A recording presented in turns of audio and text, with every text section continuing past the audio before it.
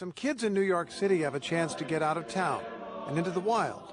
A summer program called the Timbuctoo Institute does the work, and the name of that institute is a clue to the human history of the mountains where the kids go. North Country Public Radio's Emily Russell reports. When Kayla Washington first heard about the Timbuctoo Institute, she was far from sold. It's a 2-week program. It brings students of color from New York City up to the remote Adirondack Mountains. We're like 6 hours away from home with no Wi-Fi, no internet. We had to sleep in bunks, and we just go in the nature every single day. I was like, I don't think I want to do this. Washington is 15 years old. She's from the Bronx and had never been north of the city. But some of her friends applied, so she did too. The institute is hosted by the SUNY College of Environmental Science and Forestry. It starts in the city with lessons on climate science and environmental justice, and then heads north.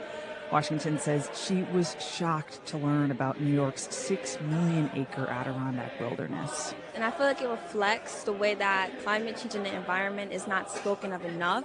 Because this place is so big. Now that I'm here, I'm like, wow, how come I never heard of this before? The Adirondacks are popular among vacationers and summer campers, but for many, the region is out of reach. The Timbuctoo Institute puts it within reach for about 50 students each summer. It's completely free. The students get about a $1,300 stipend at the end. And it mirrors another effort, one that dates back more than 150 years, an effort to expand access to the Adirondacks and to empower people of color.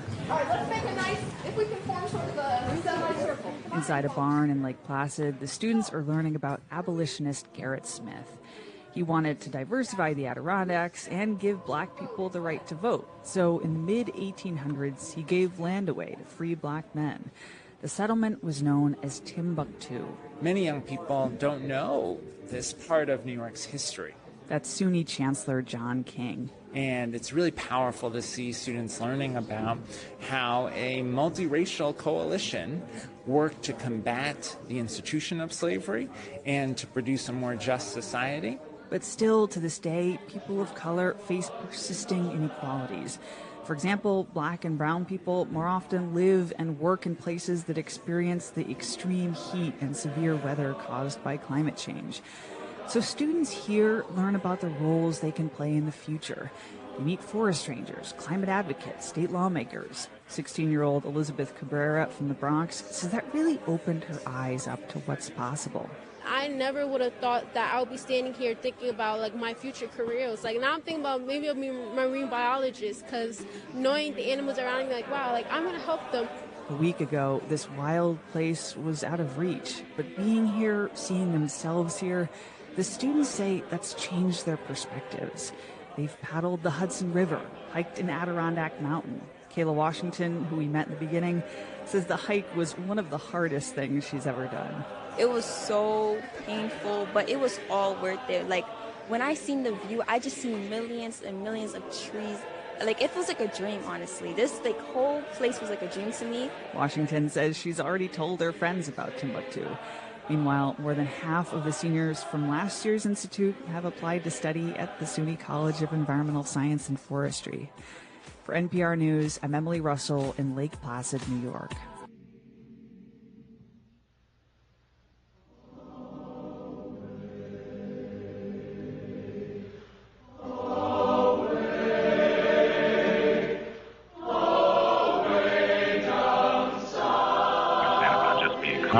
How a multiracial coalition worked to combat the institution of slavery and to produce a more just society. But still, to this day, people of color face persisting inequalities. For example, black and brown people more often live and work in places that experience the extreme heat and severe weather caused by climate change. So students here learn about the roles they can play in the future. They meet forest rangers, climate advocates, state lawmakers. 16-year-old Elizabeth Cabrera from the Bronx says that really opened her eyes up to what's possible. I never would have thought that I would be standing here thinking about my future careers. Now I'm thinking about maybe I'll be a marine biologist, because knowing the animals around me, wow, I'm going to help them. A week ago, this wild place was out of reach, but being here, seeing themselves here, the students say that's changed their perspectives. They've paddled the Hudson River, hiked an Adirondack Mountain. Kayla Washington, who was one of the hardest things she's ever done. It was so painful, but it was all worth it. Like, when I seen the view, I just seen millions and millions of trees. Like, it was like a dream, honestly. This, like, whole place was like a dream to me. Washington says she's already told her friends about Timbuctoo. Meanwhile, more than half of the seniors from last year's institute have applied to study at the SUNY College of Environmental Science and Forestry. For NPR News, I'm Emily Russell in Lake Placid, New York.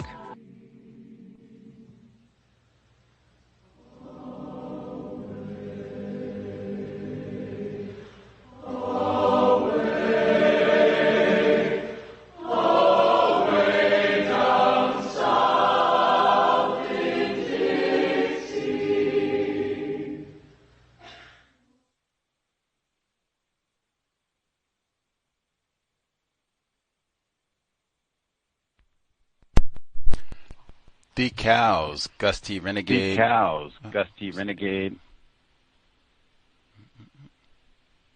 The C.O.W.S, Gus T. Renegade, in for another broadcast, hopefully to share constructive information on the system of white supremacy. Today's date, Monday, September 30, 2024. So I have been told. Before we even get started, our timing, really two different ways for today's broadcast, but even specifically for today, we lost victim of racism, NBA legend, Dikembe Mutombo, passed away, privileged black male, passed away at the age of 58. Now, I think that is, kind of disgraceful. 58 is kind of young. Maybe just because I haven't got there yet, but wow. And to professional basketball career and all the money that he made and what have you, but he passed away at the age of 58 from brain cancer, reportedly. I checked because I know he was not born here, Mr. Mutombo. I checked, where was he born? Congo. Wow. Just wow. For us to be studying the Congo at this moment. And in fact, if you check social media, I posted the New York Times article from 2009 where then Secretary of State Hillary Clinton, her first year in that role, she was in Kinshasa with Dikembe Mutombo talking about illegal mineral trafficking in the Congo, which is still a big deal now. Apple event, some may call it. And they discussed the assassination of Patrice Lumumba and the CIA involvement in that murder. All that in the New York Times report and a part of their discussion. Hillary Clinton, Dikembe Mutombo, 2009. Timing. Now we can include Dikembe Mutombo as we proceed, because I didn't even know. That's his part of the world too. Anyway, the other component of timing, folks can share, let people know we're broadcasting live. The C.O.W.S, if you think they would learn something, especially if you know people who have connections to New York State. So the other, with regards to our timing, I heard the audio segment where they were talking about the summer camp in New York State to go up and view the Adirondacks. I've never been up there. I've been in New York State, just not the Adirondacks specifically. But I heard that right around, totally disconnected from, in fact, I cannot emphasize that enough, completely disconnected from our subject for today's program, but that is exactly what the whole enterprise is about. I was even more stunned because they were so disconnected. I think I have to go back to check the exact dates to see chicken, egg, which was first. But I heard that. I don't even think we played it on the program. I just listened to it for, studying racism. Wow, interesting. This program got delayed. We were looking to maybe do it a little earlier in the summer. And then we delayed it a little bit. Timing is perfect, but that is exactly what the broadcast is about. Good old Timbuctoo, New York State. Not as much the latter component with regards to getting the children up there, although that is in the book too. Most of it is about what here happened exactly? What? They had black people getting property here from some Gerrit Smith dude? What? What is going on in the 1800s? That's what the whole book is about, and I think I might have actually had that book at the time and just hadn't connected the dots. I'm surprised they didn't get the author to come and say a word or two. She could have plugged her book and gave a little bit of details to give us more tidbits about this whole time period. Once again, reading way more important than watching television. Can't stress enough. And local history. If you live in New York State, if you live in New York City, let's say, certainly there's lots and lots to study New York City history. The mayor just got indicted. Lots to study there, but hey, it's a big state. Other things have happened that are worth checking. Anthony Broadwater, how about that?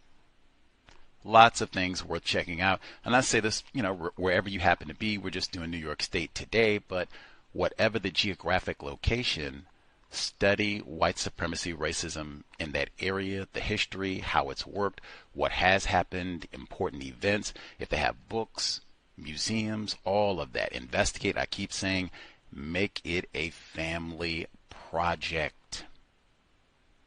This might be a great one, especially if you live in New York State, especially you like upstate New York, not New York City per se. Although, hey, anybody, the Empire State, it is just to study.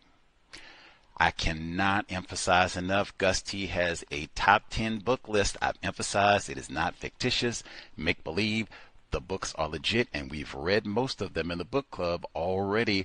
One of them that I placed there begrudgingly, it's there because it gets referenced importantly so often. James Loewen, the late, passed away not that long ago. Sundown Towns, a hidden dimension of American racism. I can't even detail, but it comes up so frequently because of the prevalence of these racially restricted regions where non-white people, and especially black people, are deliberately excluded by white people. James Loewen, this is the chapter, These Residents' Rights Act in Operation. At present, instead of penalizing sundown towns, what I say more accurately, racially restricted regions, governments reward them. For the last quarter of the 20th century, sundown towns in southern Illinois, for example, got more than their share of federal expenditures. During that era, Kenneth Gray, representative in Congress for the region, earned the nickname Prince of Pork for all the federal money he brought to his hometown, West Frankfort, all white, since it drove out its African Americans in 1920 and to nearby sundown towns. Independent sundown towns often languish economically. Their leaders don't seek new ideas or new companies, so employment plummets. Instead of withdrawing state and federal aid from these towns, governments award them prisons and juvenile detention centers to give their economies a boost. To penologists, places such as Chehalis, Washington, right down the road from Gus T., Chorinda, Iowa, Izard County, Arkansas, Pollock, Louisiana, Brown County, Dwight, Pinckneyville, Vandalia, Vienna, and other locations in Illinois, Perry County, Indiana, Wayne County, and various other white valleys in Pennsylvania, the Adirondack counties of New York, Garrett County, Maryland, and other places with overwhelmingly white populations seem to be ideal. in a circular process, prisons then put more people into sparsely settled, overwhelmingly white districts. People who cannot vote, magnifying the clout of their representatives in state legislatures. Ouch. That's why James Loewen's in the top 10. And since we're talking about the Adirondacks today, Gus, he checked. Is that true that they stack up penitentiaries in these racially restricted regions like the Adirondacks? F.C.I. Ray Brook Federal Prison. Raybrook, New York, that would be the Adirondack region. That's 2. Adirondack Correctional Facility. That would be a state penitentiary. Same region of New York. There was a 3rd, but it was closed down in 2014. 3. Now it's 2. Whew. James Loewen. Context for our broadcast, which you already heard what it's about. This experiment, middle 1800s, Gerrit Smith, land to black people, lots of details, lots of racism. The author, a native of Saratoga Springs, New York, racially restricted region. How restricted? Less than 5% black. Our guest is an author, educator, an independent researcher, and journalist. She's written a number of books, fiction and nonfiction. Importantly, she's taught literature to undergraduates and literature again to incarcerated college students in upstate New York. I wonder if they were at either of those institutions. Wacky.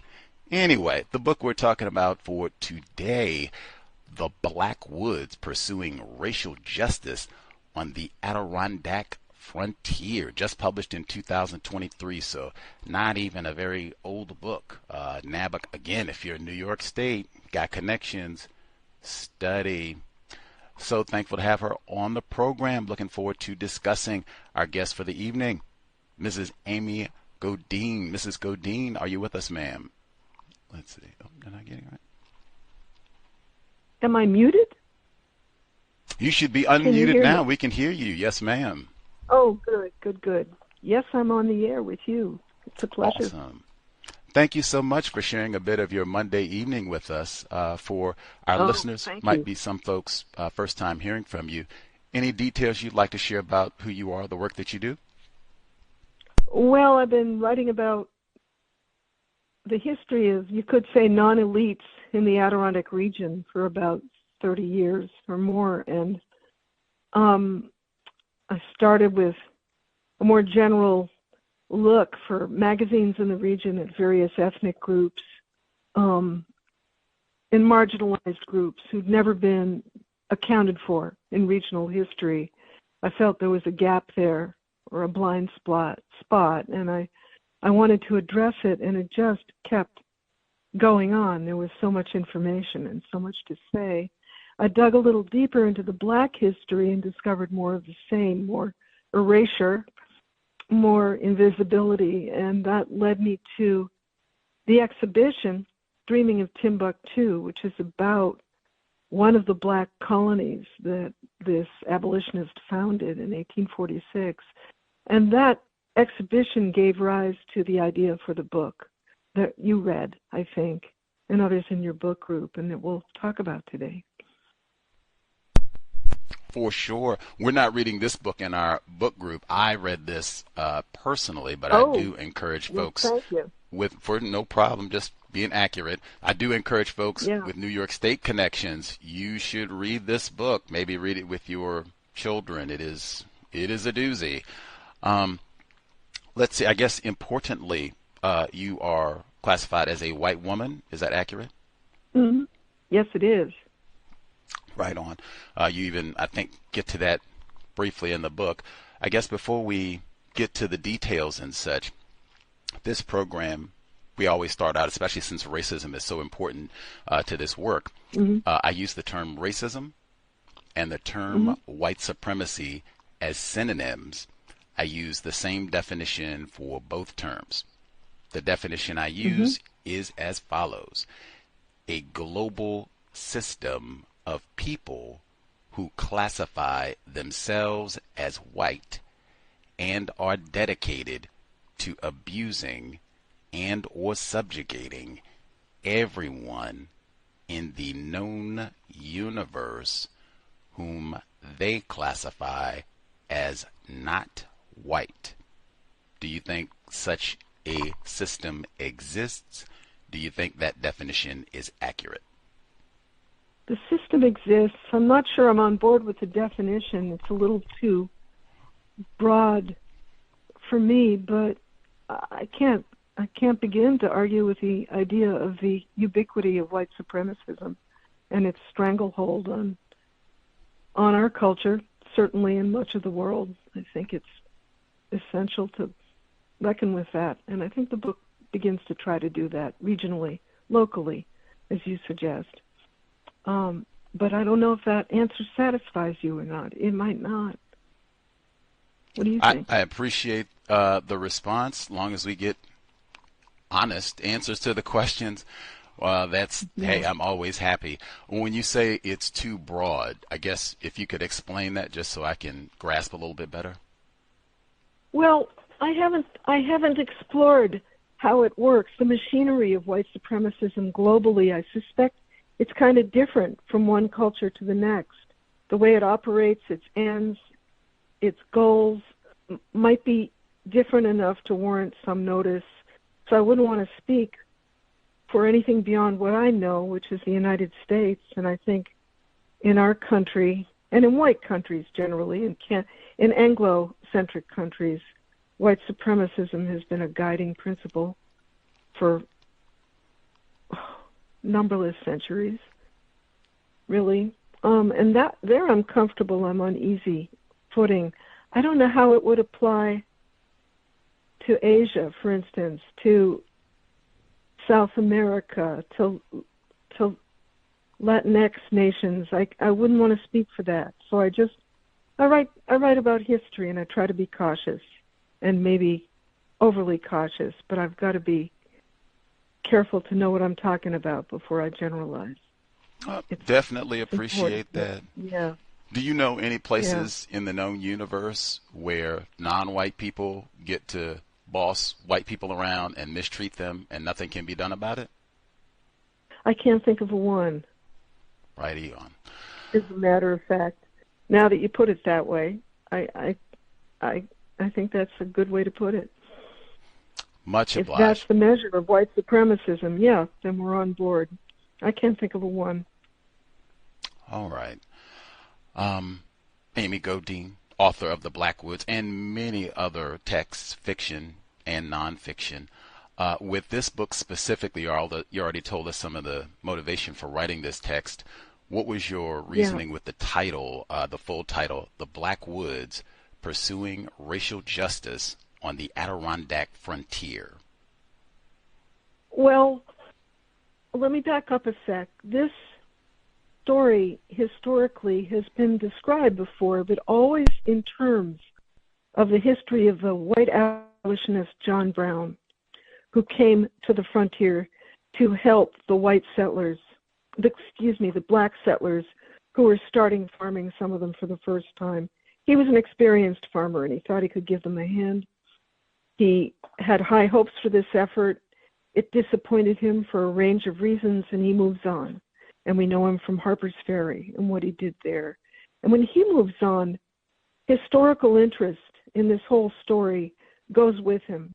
And historians pretty much abandon this history and the saga of the black settler grantees who moved to the region to farm because the Browns are gone. And so there's no compelling interest from historical perspectives to stick with this story. The action is in Harper's Ferry with him. And the other portal to this story is, of course, Gerrit Smith, the radical far-sighted white abolitionist who gives the land in the first place to the black grantees, as he calls them, to help them gain access to voting rights.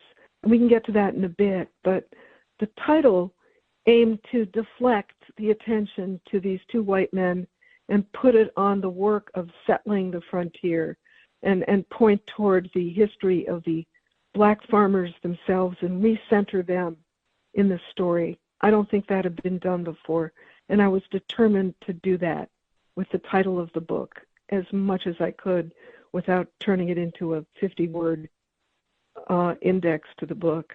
So that's where we go with that. Fascinating. Okay. And lots of that comes out in the text, pictures and all. This is a great book, by the way. I add frequently that audiobooks are helpful, great for a number of reasons, but reading textbooks is important. For one, they still, even with all this technology, they do not have pictures in audiobooks. There are amazing pictures in the Blackwoods, pictures of black people, pictures of minstrel shows. Oh, the pictures, the pictures, the pictures. Who was the intended audience for the Blackwoods? Oh, I think that Cornell was thinking, and they're right, that people in the Adirondacks, before anything, would be fascinated by this history and very surprised by its longevity and how widely these settlements ranged. There's a passionate interest in the region that's been roused by this story, not just my book, but a number of other initiatives. You mentioned one, the Timbuctoo initiative, bringing school kids from Brooklyn up to the Adirondacks to learn about environmental careers, but also to learn Adirondack history and to learn the story of Timbuctoo and the fact that there was a black presence there going back this long. And this helped make them stakeholders, feeling they had a personal stake in this territory. They weren't strangers there. They weren't marginalized there. They had history there. And that, to me, is critical. The book does that, but a number of other initiatives in the region are doing that too.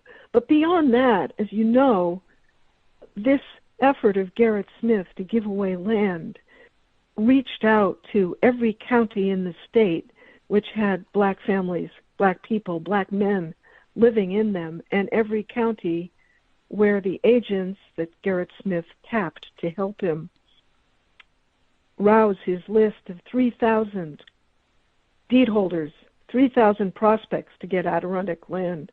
They canvassed every county in New York. There's a lot of counties in New York.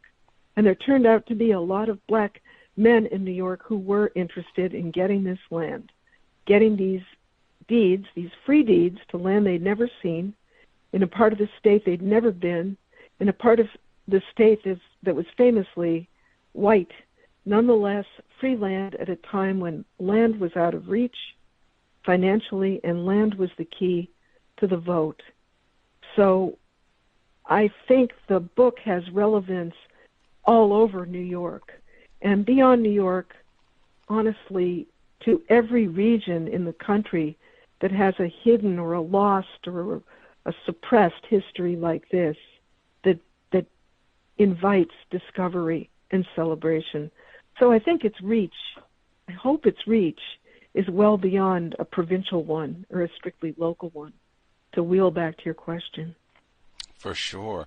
I guess, not to bog down on it, but am I being overly simplistic? Am I being accurate, since the region, as you said, is still overly white? If the publishing company, if they were thinking this is going to be something, particularly people in the region of the Adirondacks, upstate New York, they'll be interested in the audience, predominantly white people. That's who you're thinking is going to be reading this book, predominantly white people in this region of New York specifically? I think Cornell had its sights on the Adirondack region. I've been pushing for book talks all over the state, and New York City is hard to crack when you're from upstate, even if your book has overwhelmingly black content. But I've got a few gigs lined up, and I'm starting to make some headway. It's kind of tough when you don't have ties downstate to break into those institutions, but I'm getting better at it for a country girl up here in the sticks. Still classified as white. I suspect you'll... Hey, I'm in Washington State, and I found out about the book, so, hey. Yeah, that's good. That's great to hear. That's great. This is from the preface specifically where you're kind of giving some of the details for how you or why, what went into this project. You write? Yeah. Wasn't Timbuctoo... Well, make sure I give the full sentence. There were a great many 19th century Adirondack enclaves that had slipped through the cracks of antiquarian and 20th century regional history. Wasn't Timbuctoo one of those? I figured the exhibit would reunite the black homesteaders with all the rest of the great unseen and unremarked on in the Adirondack region, migratory hired hands, Irish tanners, Italian railroad workers, Polish miners, loggers from Quebec. It didn't. Timbuctoo was not another bright tooth on the cogwheel of diversity. From all the poverty, social precarity, and cultural invisibility it shared with the white Adirondack settlements in its time, it also stood apart. What it meant for Adirondack memory and how blackness more generally resonated in the regional narrative was not how poor white enclaves were remembered. It was not how they were disremembered. Here was an othering of a different order, more purposeful, intractable, and for this writer, demanding. I would need to lose ways of thinking about Adirondack landscape and history that had seemed to work for me for decades. My idea of inclusivity, long bound to the documentable evidence of ethnic enclaves, names in the census, work crew rolls, and other hard proofs of diversity, no longer struck me as sufficient. Did the way I research, the way I see, make room for the undocumented, the great ranks of the missing? Question. There were two words that stuck out to me, and this is in the preface, so this is how you're setting up the whole book for readers. There were the whole passage, very important, but two words in particular stood out to me in this kind of one paragraph. The first was purposeful, and that's in a sentence. It was not how they were disremembered. Here was an othering of a different order, more purposeful, intractable, and for this writer, demanding.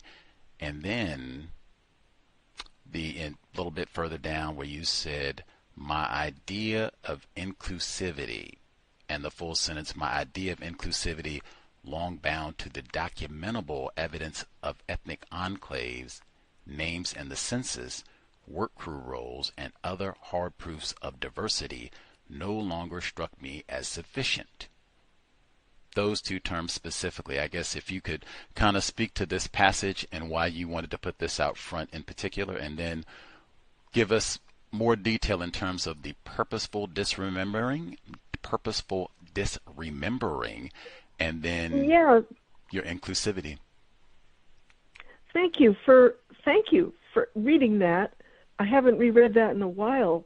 I'm glad I wrote that, and it still rings very true to me. It was a slow process of awakening for me, researching the book and coming up against the shortfalls in the way I'd been looking at history, not just in terms of those communities I'd written about and how they lived, how they arrived, how they disappeared, but how they were seen by the majority population around them, how they were understood even before they got there. I haven't thought in those terms.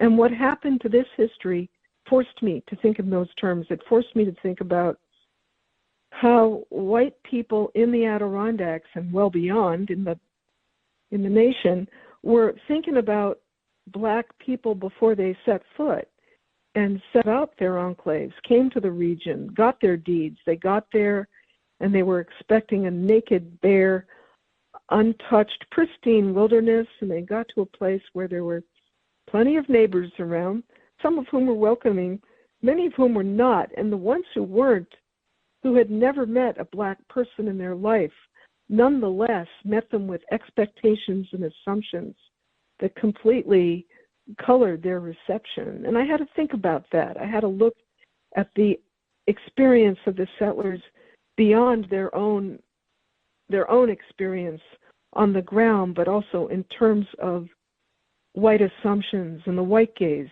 too. And that was a fresh way of thinking that was demanding. I had to get back to my Toni Morrison, and I had to get back to Fredrickson. I had to get back to a lot of thinkers on this I hadn't paid enough attention to, and start reading more deeply and thinking more critically. You mentioned how much you like the art in the book. I wonder if you realize I really resisted putting any pictures in the book. I thought it was foolish because we had no pictures of the grantees, of the settlers when they came to their land. We had no pictures of women, of children. We had no pictures of a single barn or home. All the material culture was gone. Nobody had pictures taken of them at this time. They were too impoverished to afford daguerreotypes and other kind, or portraits. And so there was no visual documentation of the farmers on their land in their own time. It's an abiding frustration for scholars of this. And there was no account, very few accounts that they left in their own writing, since many of them were not literate, or when they wrote, they were writing business letters or trying to expand their land or argue against a poacher or whatever, not arguing to describe their experience. There's only one letter I found that really describes a grantee's assessment of his own career on his land as a farmer and as a neighbor and as a citizen. That's not many out of 3,000 giftees. So the evidence that I had handy to me when I was writing about, say, Jewish peddlers or Spanish road workers or Italian miners and other ethnic groups coming into the region and moving out of it, that evidence was pretty rich. I didn't have that handy. I had to go to other sources to find out about it. And that was another way that I was challenged as a researcher, as an independent historian, to go after this. I had to push a lot harder to find the details that made up an honest portrait of the community. Does that get you close to your question or an answer to it? Oh, absolutely. Much obliged, Mrs. Godine. Is it Godine or Godine? It's Ms. Godine, and you can call me Amy, and it's Godine. You got it right. Oh, right on. Thank you. Miss Godine. Mm-hmm. She says Amy. Yes. Much obliged. Yes, your response did get to my question. Absolutely. I wanted to, I guess, go back to, you're a native of Saratoga Springs, New York, which is racially restricted region, very few black people in the area. Do you think that is also connected to you being a white woman doing this work and having to re-examine the ways that you have done research and even thought about doing this work, examining racism in black people? Well, it would be noble of me to say yes, but honestly, I got into writing about social history in the region and the story of forgotten or unexamined groups because no one else was doing it, and I was looking for a fresh niche and a way to bring something original to the discussion of Adirondack history and the North Country narrative. And it seemed to me that this was a place where no one had trod. I don't know, I never know if it's trod or treaded or what, but anyway, you know what I mean. And so my first impulse was kind of opportunistic. I thought, well, I've moved to Saratoga Springs. The only magazine I want to write for is Adirondack Life. It's a good magazine, and I can write long articles, which I like to do.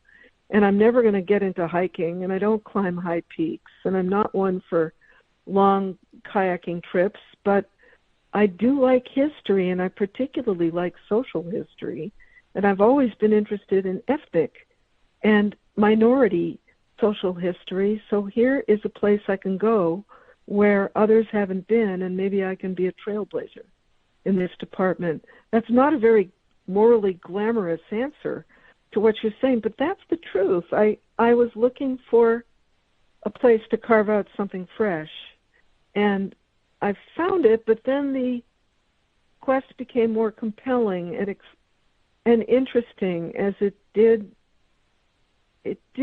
help me re-examine my own place in my own world here and think harder about how extraordinarily white the world is I live in upstate New York, and why that is so, and what that means to me. That I wasn't expecting. Did you get any, questions or pushback from anyone during this process of putting this book together, the Blackwoods, saying, hey, wait a minute, Miss Godine, you're doing this book, The Blackwoods, and it's about the history of black people in this region, and you are a white woman, and a white woman from a racially restricted region. Maybe you aren't the one who should be doing this work. Did you get any sort of pushback like that? No, I got people asking what you're asking me, if I got the pushback, but I didn't get the pushback itself. I think that's interesting. I've given about, 70 talks at this point, and some of them have been downstate. I don't feel people have asked that question with much conviction. They're more curious about it than they are compelled to challenge me, but I welcome the challenge. If you're concerned about that, let me know, and I'll tell you what I think. But it doesn't come up a lot, or at least not with a lot of concern. It's more a point of curiosity. It surprises me because I was expecting that from the readers at Cornell who looked from the scholars who reviewed the book. I was expecting it from critics, but it simply hasn't come up, which is fascinating. I thought it might, and I've thus thought about it, but it hasn't been a question I've fielded. Maybe this is the moment. Would you like me to talk about that? Well, you answered my question. I'm not sure. Is there more to say? Yeah, I think there is. I think one of the beauties of history, and one of the terrors too, is realizing what you say is very ephemeral, that your conclusions, my conclusions, and my interpretation will be overtaken very quickly by fresh scholars who take up this material and bring their vantage to it and enrich it and displace it and reinterpret it and make it even better, more fuller, take on a whole new perspective on it that didn't occur to me because of the circumstances of my world and the limits on my own vision. And whiteness is going to be one of those factors that's inhibited how I understand this history. I don't doubt that. And I think it's a matter of, it could be years, it could be weeks. I don't know, that someone else is going to pick this up, grab this ball, and it may be 20 people, and take it in as many directions. And they will bring it to a new place that changes the story all over again, just as what I wrote challenged interpretations 20 years before mine, or 50 years, or 100 years, and casts a fresh light on it that people welcome. And you just have to let the chain go on. Yours is one link, and you can't hold it in place. The chain will expand and add new links that leave you in another place as an antiquarian relic down the road. So I'm at peace with that. When you write a book, you want it to be the last word, but you get over that pretty quickly. This history is kind of hot, and even as I talk to you, I have good friends and people I know who are working on expansions of stories in the book, who are expanding and embellishing things I found and making them more complicated and more interesting still. Oh, okay. And Well, hang on a second, Ms. Godine, because we yeah, deviated from the question, and I want to make sure we can cover as much as we can. I asked about your sure. concerns about being a white person writing this. You answered, much obliged.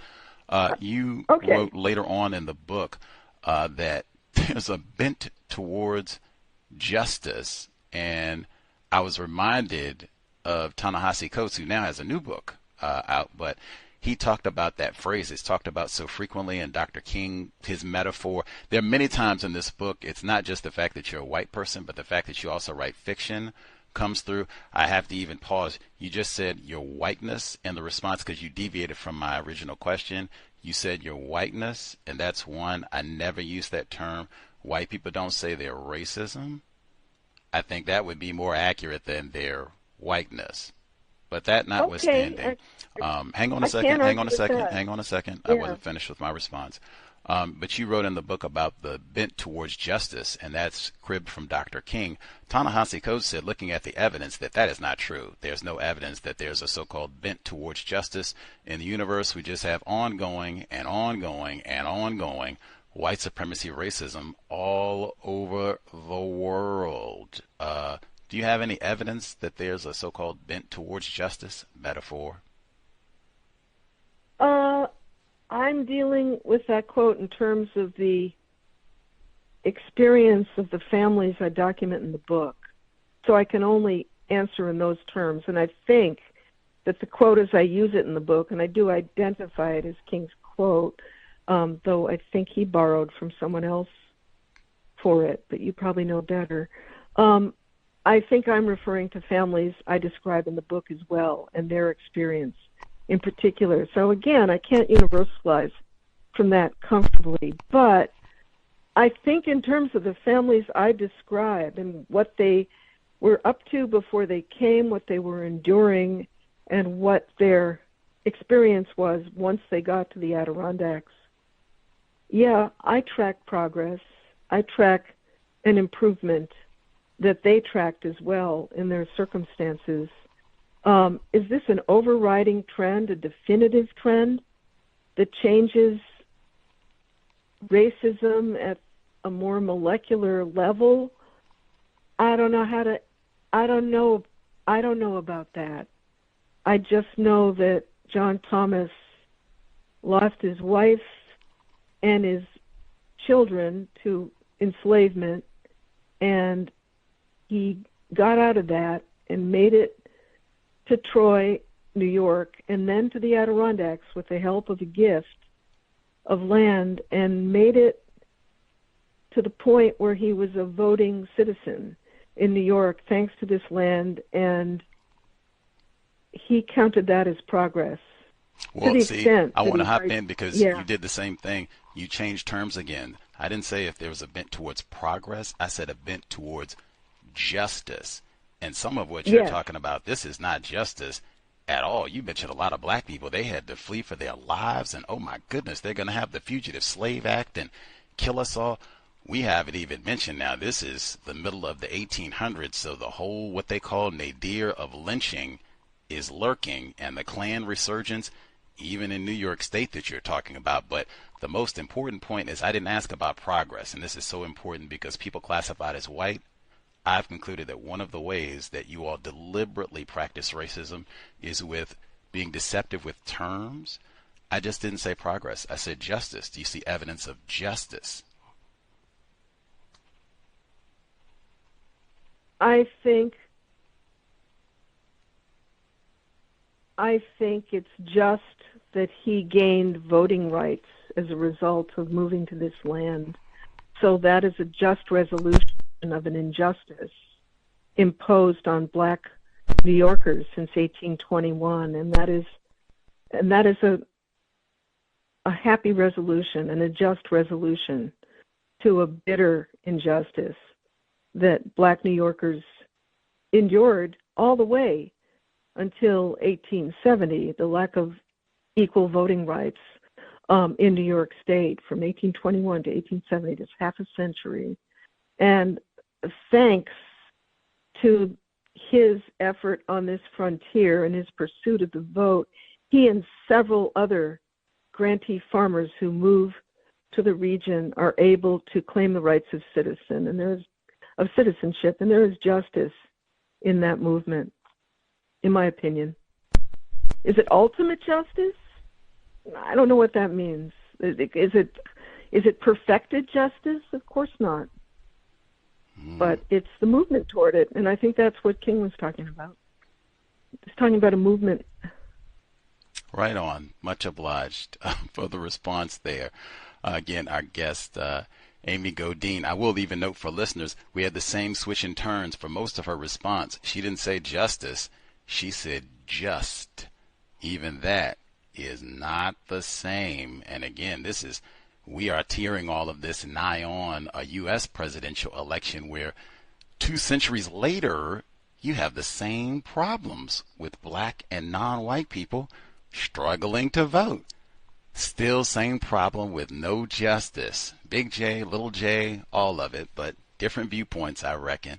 One of the other ways, because I asked about the question about you being a white person specifically, and specifically a woman classified as white from a racially restricted region, writing a book like this, you use the term negrophobia throughout the text. It pops up in a number of different regions. That's not a term that I use, so our major codes for this program, any term that is one that I don't normally use, I make sure that I ask the person, hey, what do you mean when you use this here? I'll pick out one of the times that you use it in the text. Let's see. This is one right here. You write, race prejudice was a given in the Blackwoods. It was not unassailable. White Adirondackers took pride in the relative absence of a slaveholding tradition, and if Yankees stamped the region with a racialized Anglo-Saxonism, they also brought their faith in a small republicanism and the trace memory of great awakenings that urged resistance to top-down religious rule and a great trust in the inner light of conscience. These legacies did not rout negrophobia, but between them and the subversive influence, the black grantees, that's the black people that came to get this land, exerted through their own examples some biases, relaxed their vigil. Negrophobia, and sometimes it's negrophobes and that sort of thing. Why the use of this term? Oh, it comes up in the historical context all the time, so I was keeping the language in that context. You'll notice I use the N-word sometimes as the N-word, and sometimes I spell it out, which I explain in Notes on Language. When it's used that way, historically, in a text, I tend to use it as it was used, because I don't like to mess with the history. That way, it's just a choice I make, which you might find indefensible, but it's the one that made sense for me. Negrophobia, that's a tricky word. That still crops up in currency, and it means hatred or loathing or a phobic reaction to black people, racism. But I wanted the word can you say that again? Can you repeat that definition again? I didn't get to write that. One more time, please. Well, I think at the time the word was conceived, it signifies a phobia, an aversion to black people, to blackness and black people. And I wanted to use that word. I'll tell you why.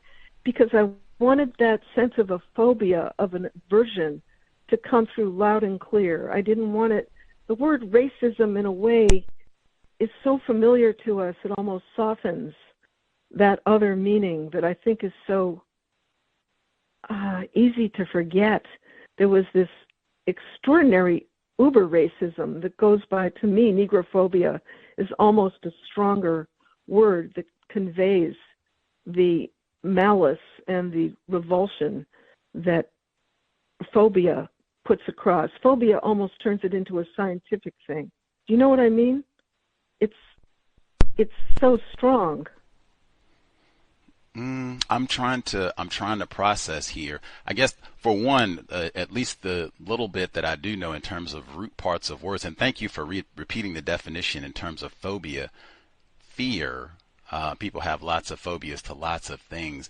That's one, Yeah, and I've heard that term used before, nigrophobia. I think they have a whole book that's published under that title, Nigrophobia, that's pretty recent. I think you're right. And Yep. my perspective on that is I don't see evidence of white people being afraid or averse to black people. The evidence that I see is individuals classified as white mistreat the people that they say are black. That's what's happening here. And it's lots of evidence to that. I see evidence where you'll see one white person go amongst a large number of black people, non-white, even one white female, and it's not a problem. They're not shaking and terrified. I see that all the time. No evidence that white people are fearful about black people. It's they mistreat black. And matter of fact, I did mention the minstrel shows in upstate New York. Now that is not afraid of black people. That's mocking and mistreating black people. Am I being logical? No question.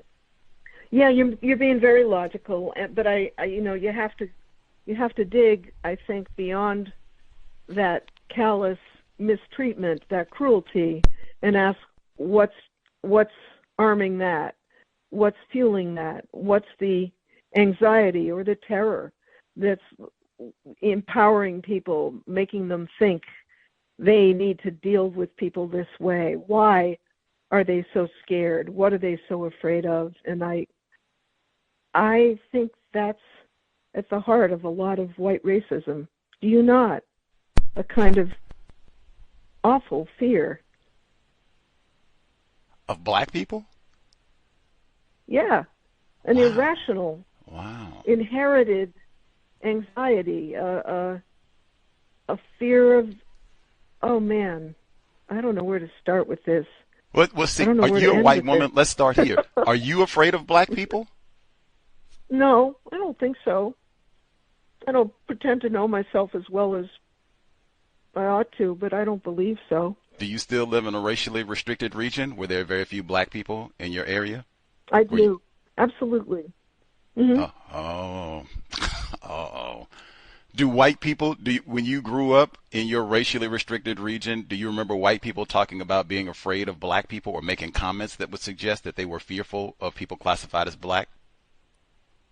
You know, I didn't grow up here. I grew up outside Boston, but I grew up during the times of riots in Dorchester and Roxbury in Boston, and I can remember the palpable anxiety my parents had about the fear they had that those would reach to their suburb, that it wasn't a safe world, and that palpable terror that they brought. They would never have called themselves racist, but of course that was a racist response.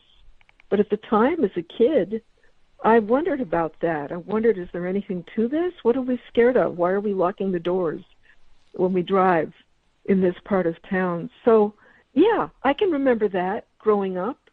I can remember that being part of the ambiance, the social ambiance of growing up in the 60s in Boston, one of the most racist cities in the United States at that time, as you well know. And I think it's impossible to escape that or the impact of that in some way, don't you think? Bill Russell rolling over in his grave. Oh my goodness. Well, he wouldn't disagree with me. He would say, yeah, it's as bad as all that. I'm sure of that. Defecated in his bedroom. Oh my goodness. Bill Russ, Ted Landsmark. I remember he got speared with the American flag. I will say, even with that, yes, I think you were there when all that happened. With that, even that is, we do not want, and that's even in the story, all these illiterate black people in the Adirondacks that can be easily swindled. It's much easier to mistreat people that are illiterate and poorly educated. That is a great excuse. They're going to rape our children because they're going to rape our children. They're going to rape our children. And we don't want to educate the black people. got it. We don't want to educate the black man. There's such a long, explicit history of that. Even that. No, man. So many white people brag about having black nanny. If you were really scared of black people, why do you have a black nanny? Why do you have a black wet nurse? And all that. Like, no. Why are you doing the minstrel shows if you're afraid? No. That one does not hold water, as they say. This is just an excuse. You want to mistreat black people? Got it. Just say that. The minstrel shows are really interesting to me because they're informing the ideas of white Adirondackers about black people before there are any black people in the region, before they're coming in any numbers. And many are coming into the region with the rise of resorts and hotels and a whole recreational economy to the region. They're coming in as servants, they're coming in as chauffeurs, they're coming in as cooks, they're living in the small towns, and they're coming into towns where for a decade or three minstrel shows have been the entertainment fodder for white people in these communities whose only ideas of black people derive from what they're seeing on the stage in their local opera house, in these minstrel shows, whose only ideas are coming from race columns in the local newspapers, which are so racist and appalling. And their other ideas are coming from church, from ideas of the savagery of Africa, the godlessness of that dark continent, the barbarism of its people, and so forth. And then, of course, what they're reading about the South. So these are people who are well stocked with ammunition for their racism before black people even come up in any number to the region, and it's never very many, as you point out.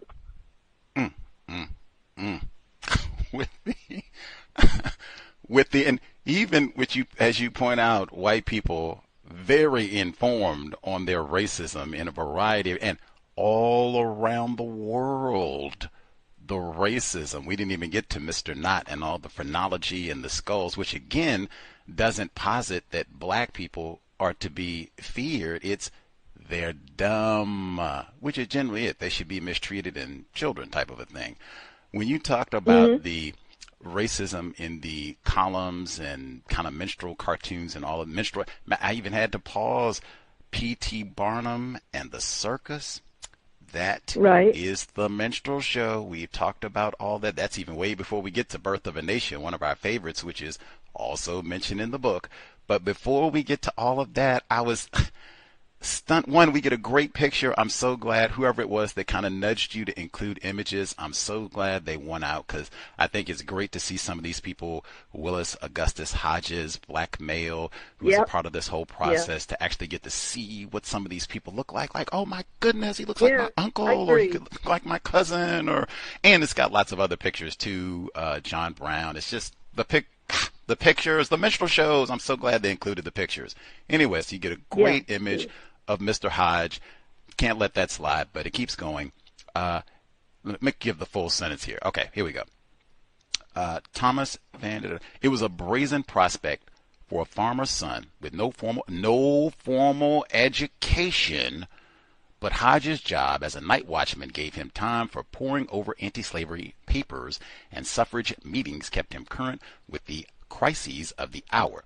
The Ram's Horn, born on New Year's Day, 1847, tackled all of them: abolition, temperance, black suffrage, and education, and won plaudits from Garrison and Frederick Douglass, a guarded nod from Gerrit Smith, and a subscription list of 2,500. Pretty impressive for the time period. It also won a devoted reader in the abolitionist John Brown, then in western Massachusetts, who sent Hodges money, the names of prospective subscribers, and a pseudonymous column, Sambo's Mistakes. Brown assumed the persona of a black advisor seeking to advise black city dwellers on how to better their lives. You include lots of background information on John Brown and him sharing as much information as he could, food with some of the black people who came up to the Adirondacks, and even trying to recruit some of these folks to come and be a part of his raid at Harper's Ferry later on. Virginia, trying to recruit them for all of this later on down the road. But I was so struck by that. So he's doing this column ostensibly to be helpful to black people, but Sambo's mistakes. What's going on with that, you think? I don't know. I find it mystifying. I'm glad you mentioned it. I don't dwell on it because it's a confusing thing for me about John Brown. It's not meant to be patronizing. He assumes the persona in that column of a black man lecturing poor black working men in New York City on how to live right, on how to save money, on how to not drink, on how to get straight. And I guess if you put it in the context of his extreme religiosity, and John Brown was very religious, his temperance, personally, his,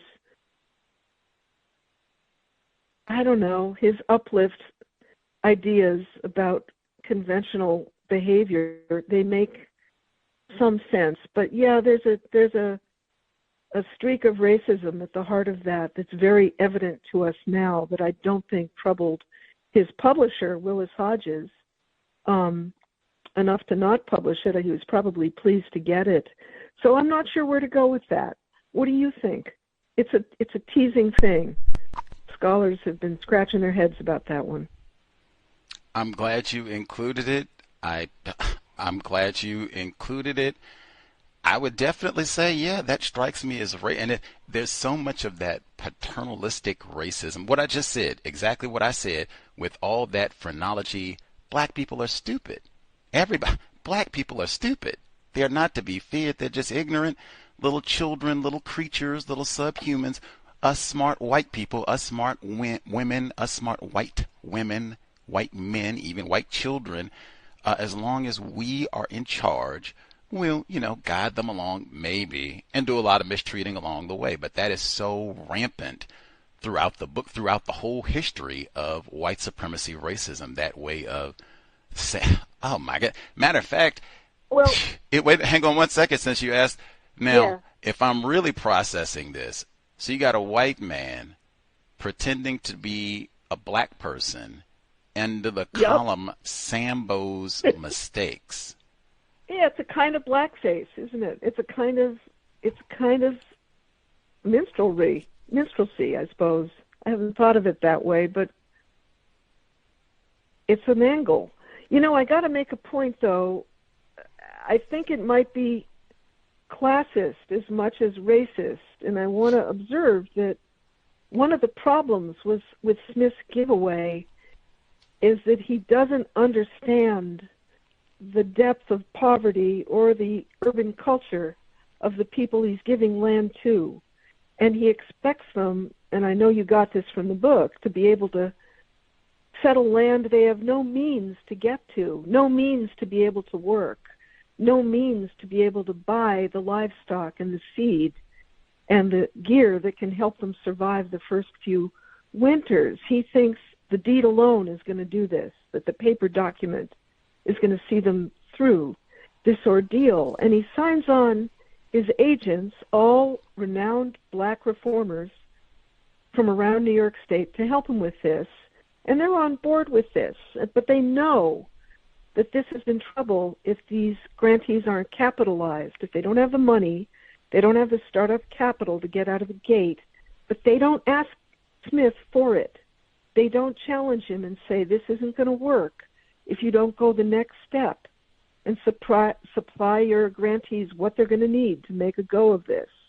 And so they're holding back too, and they're too conventional to challenge him because it would be rude and unmannerly to accost the generosity of this very wealthy white man and say it's not enough. It's not enough. We need more. They need more, or it's not going to fly. And so they're hampered by their own bourgeois conventionality too. And I think that's a function of class. And I think it's a function of anxiety about dealing with him. It's not as equal as everyone is hoping or suggesting or believing.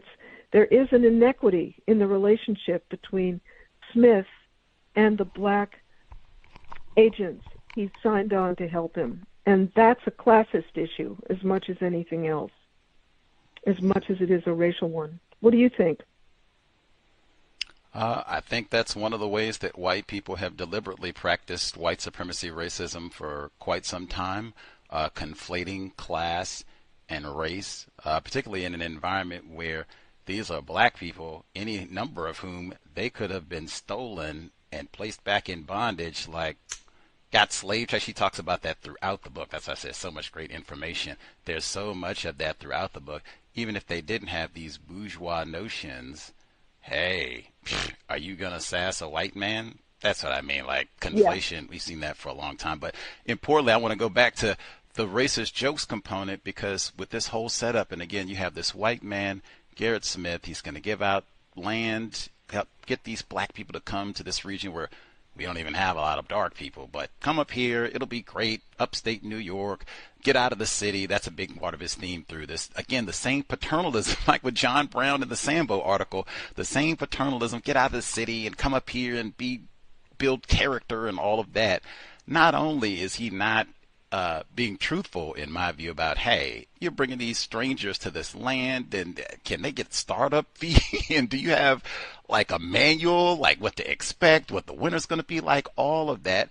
Are they going to find hospitable white neighbors who will not be racist and not swindle them? That would seem like a big part, maybe even a deal breaker in all this. Now, if we're coming up here, it's going to be a lot of racist white people. We'll just stay where we are. And thank you kindly. You wrote, this is on page 135, second way. This is kind of at the bottom, last paragraph, excuse me. If McCune, black doctor, could have put aside his and Gerrit Smith's expectations and judged this modest influx on his own terms for where it was and what it meant, he might have left the woods with better news. In a few years' time, a handful of all-white Adirondack hamlets had been integrated. White farmers in North Elba, St. Armand, Duane, and Franklin, whose sole acquaintance with black Americans were the pranksters and buffoons they met in syndicated race columns in their newspapers, now schooled their children with the sons and daughters of black neighbors. They learned these neighbors' names at the grist mill and sang hymns with them in church. Years before, McCune Smith had told Gerrit Smith that he felt the only way that white racism could be dislodged was by mind work, that's in quotes, face to face, eye to eye, at so deep a place it would need to seem molecular. That's in quotes too. I'm so glad, because I have no idea what that means. And even at end, it would seem he is in error, because all of that has happened and we still got the same problem. So he was wrong, yes? No, I don't think so. I don't think he was wrong. I mean, the point I make is that, and I make this especially in the Civil War section when I'm examining the pension records, there's recognition of a common humanity between the black farmers and their white neighbors that helps them get pension justice and the money that can help them live better, that helps their descendants get it too. And it's all through the force of personal acquaintance, which is what Dr. James McCune Smith is talking about when he says you have to work at a molecular level to change people's hearts. You can't do it through law. It's not going to come down that way. You can't do it through dictate. It has to be the one-on-one connection. It has to be very intimate, or it isn't going to happen. And I think the instances I cited and many more suggest that despite the swindlers, despite the con artists, despite the bad surveyor, despite the cheating merchant that John Brown despairs about, there were other instances in these woods of a parity a very fragile parity being accomplished because through the force of personal acquaintance. That's a very thin, fragile bridge across the divide of racism that can bring people together, but it's about all I can point to that brings the good news, and I think it's something worth crediting. I do. You're just saying just buckets and buckets of words. I pointed that out for our listeners for years. And even I pointed out at the beginning of this program, I think it's so important. Our white guest is not just an author. One, she's classified as white, full stop. She writes fiction and non-fiction for metaphors. I've talked about that across the divide of racism. I don't even know. I'm back at the molecular level. And the big pullout from all of this, I said, I don't even know what Dr. McCune Smith was talking about at the molecular level. And no idea. The mind work, I have no idea what any of that means. Maybe he broke it down in a journal someplace where I would get it immediately, but I'm not privy to that at this moment. Even if I did, it's been 200 years, basically. I'm cutting 20 years, but it's been 200 years. We haven't done that mind work in 200 years. White people and black people have had sexual intercourse together for all these centuries, and we haven't got to a molecular level to solve this problem. What in the Barack Obama? That's what I mean. That's what I go back to when I asked you about the arc of the universe curving towards justice, where I said the evidence doesn't support that. This is just so glaring because the problem is still here, and it's still here in like even just in this specific region. We don't even have to go out big macro. Just for this specific region, we didn't make no progress. Hang on a second. I'm not done.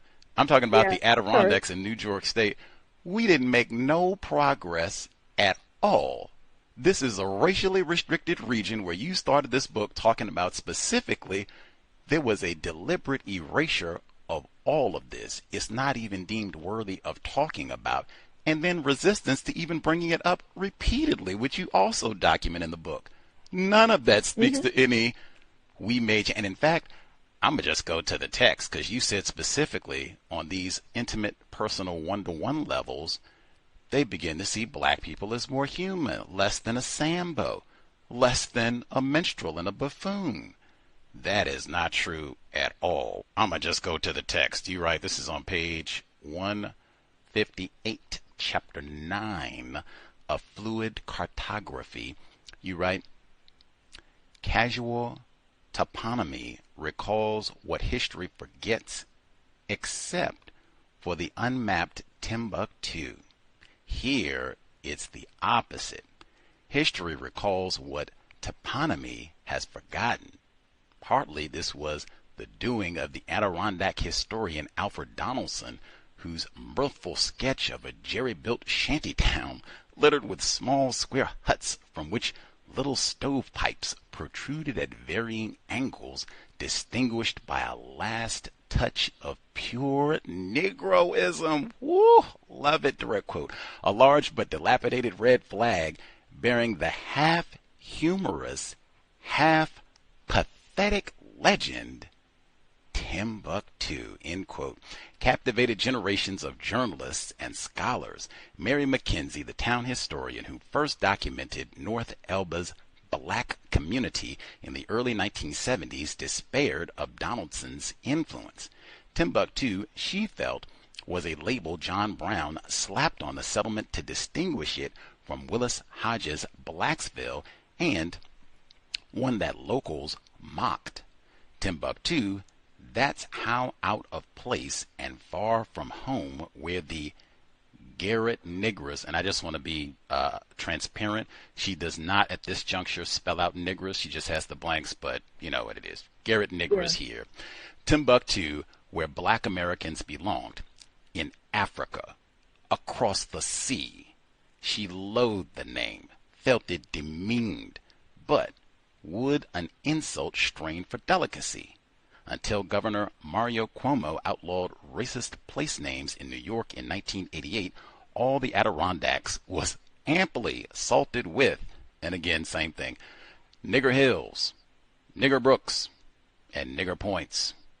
Mackenzie gave naming rights to John Brown because he loved history, and Timbuctoo reflected this great passion, and she could not think who else but Brown would know this name or register its value. And you go on to give really detailed history that I was super ignorant about how profound and talked about Timbuctoo was, even in this time period, in journals and periodicals and all of that, and which is fascinating in and of itself. But I mean, really, the pejorative Really what? is, for me, that's generally the sense that I hear the term Timbuctoo used, is the pejorative sense that you talk about, like this is an insult, this is some God-forsaken place way out in the middle of nowhere that doesn't value, and the people that's generally the way that I hear the term used. But this paragraph right here, the lasting non-humanness of all of these Negroes, Negro Foot, Nigger Hill, and even Gerrit's Negroes. You don't even have a name other than the white man. You're just his Negroes. And that's the enduring memory that the whole region has of this place. Does that evidence of humanity? Bending towards justice even? You're taking one historian's influence for the whole of it, and the fact is that Mary Mackenzie challenges him very effectively in the 1970s, and her reading is displaced by later historians who've challenged her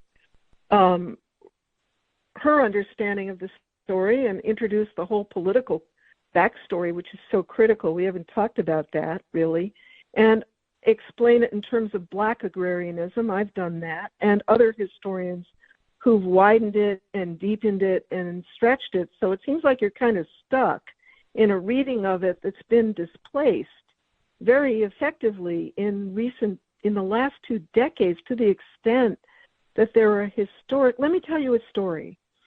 5 years ago, we put up a plaque for Timbuctoo in the approximate area where we thought it was. There were about 25 people who showed up to honor this commemoration. Then we put up one in Blacksville. And when I say we, I mean a group of local historians and history nuts and activists, black and white, who came to this event. There were about, 75 or so. I was impressed and pleased. Then we put up one, John Thomas Brooke, to replace one of the racist names you named for that brook. And at that event, there were over 170. That was just a few years ago. In other words, ownership, a sense of a claim on this is spreading among local people who absorb this and recognize it as part of their history, part of American history, part of American Adirondack history. It's not something other. It's not black history only. It belongs to everyone now. And at that event, I think there were many black people who came up from Albany, from Saratoga, from Saranac Lake, who made a point of pilgriming to that event. And I think it's just growing. And so you discount this as if there's been no progress from the days of Alfred Donaldson. But I think that's a little willful. I think the last chapter or two in the book are addressing the signs of significant change and another kind of claim on this history that's much more excited and proud of this legacy of an attempt to create equal voting rights, an attempt to create land equality through a distribution plan that failed largely, but where people stayed, it had partial success. I think you're discounting it too roughly and too categorically without looking at the more gradual progression. But that's my opinion, and you will disagree. But that's how I'm hearing you right now. Is it still a racially restricted region? What? Are you saying, is it mostly white? Absolutely. You bet. And they do have these... I was going to ask as well, and you can give us the context for it. But and they do have the penitentiaries that I mentioned are in this region as well. FCI, Raybook, that's a federal penitentiary, and then Adirondack Correctional Facility, that's a state facility. These two prisons. Yeah, they're right near each other. I spoke at Raybook to a group of about this book. Was it about this book? It was a great talk. Absolutely, they've been assigned by the librarian there, and they read it with great eagerness because it was a revelation to them that they had history in this region, that they had history that connected their lives, that their ancestors might have been among Gerrit Smith's grantees. So it was a fantastic conversation, most of it led by the guys that I spoke with, and most of it concerning not John Brown, who I thought would be their point of fascination, but Gerrit Smith. And what kind of a fellow was he? Was he a con artist? Was he a player? Was he a legitimate philanthropist who meant well but developed a flawed plan? What did you tell them when they asked that? What did you tell them? Oh, it wasn't for me to answer that. It was for them to sort it out. They had great arguments and heated arguments on both sides, but we spent 2 hours together. It was probably one of the best book talks I've been engaged in. It was wonderful. What are the demographics of the group that you spoke to? This is Adirondack Correctional Facility. What are the demographics racially in terms of the males? It was state, and it was, I would say, 30% white, maybe 20% Latino, and otherwise African American. Whoa. That would be my rough take. Yeah. Whoa. I'm going to just make sure. Can I repeat it to make sure I didn't, hear it incorrectly? I wouldn't hold me to these guesses. This is yes, ma'am. Yes, ma'am. On a visit ages ago. Yeah. Yes, ma'am. But yes, that makes sense. Not twisting her arm. This is not for all time's sake, just from her recollection. She thinks the demographics racially, 30% white, 20%, was it Latino? Yeah. Latino, something not white. Yeah. And then she said all the rest, which would be 50% if my ignorant math is correct, so that the other 50% is black dudes? Or more. Woo! Yeah. Woo! In a region. Well, that's up. Yes. I'm sorry. Go ahead. Yes, you got it. That's incarceration in northern New York. You nailed it. It is racialized and disproportionate and racist. Wow. That is stunning. I mean, but now see, that's what I mean about progress. Now they'll tell me I'm over. This is the same region that we're talking about. So 200 years later, the black people who are here, thank you, James Loewen. That's the only reason I knew this. The only black people practically in the region, which he talked about in the book, they're prisoners. They're not even represented, like literally. You can't vote. No Trump, Kamala Harris, don't matter to you. But we can say we got 4% of our population and she went and gave a talk. That's progress? Yes. 50% of the population at Adirondack Correctional Facility, black males, that sounds like progress or bending towards justice? Well, the bending towards justice, I would argue with you, might be evident, and boy, it's a slow bending, in the closure of so many prisons over the last 20 years.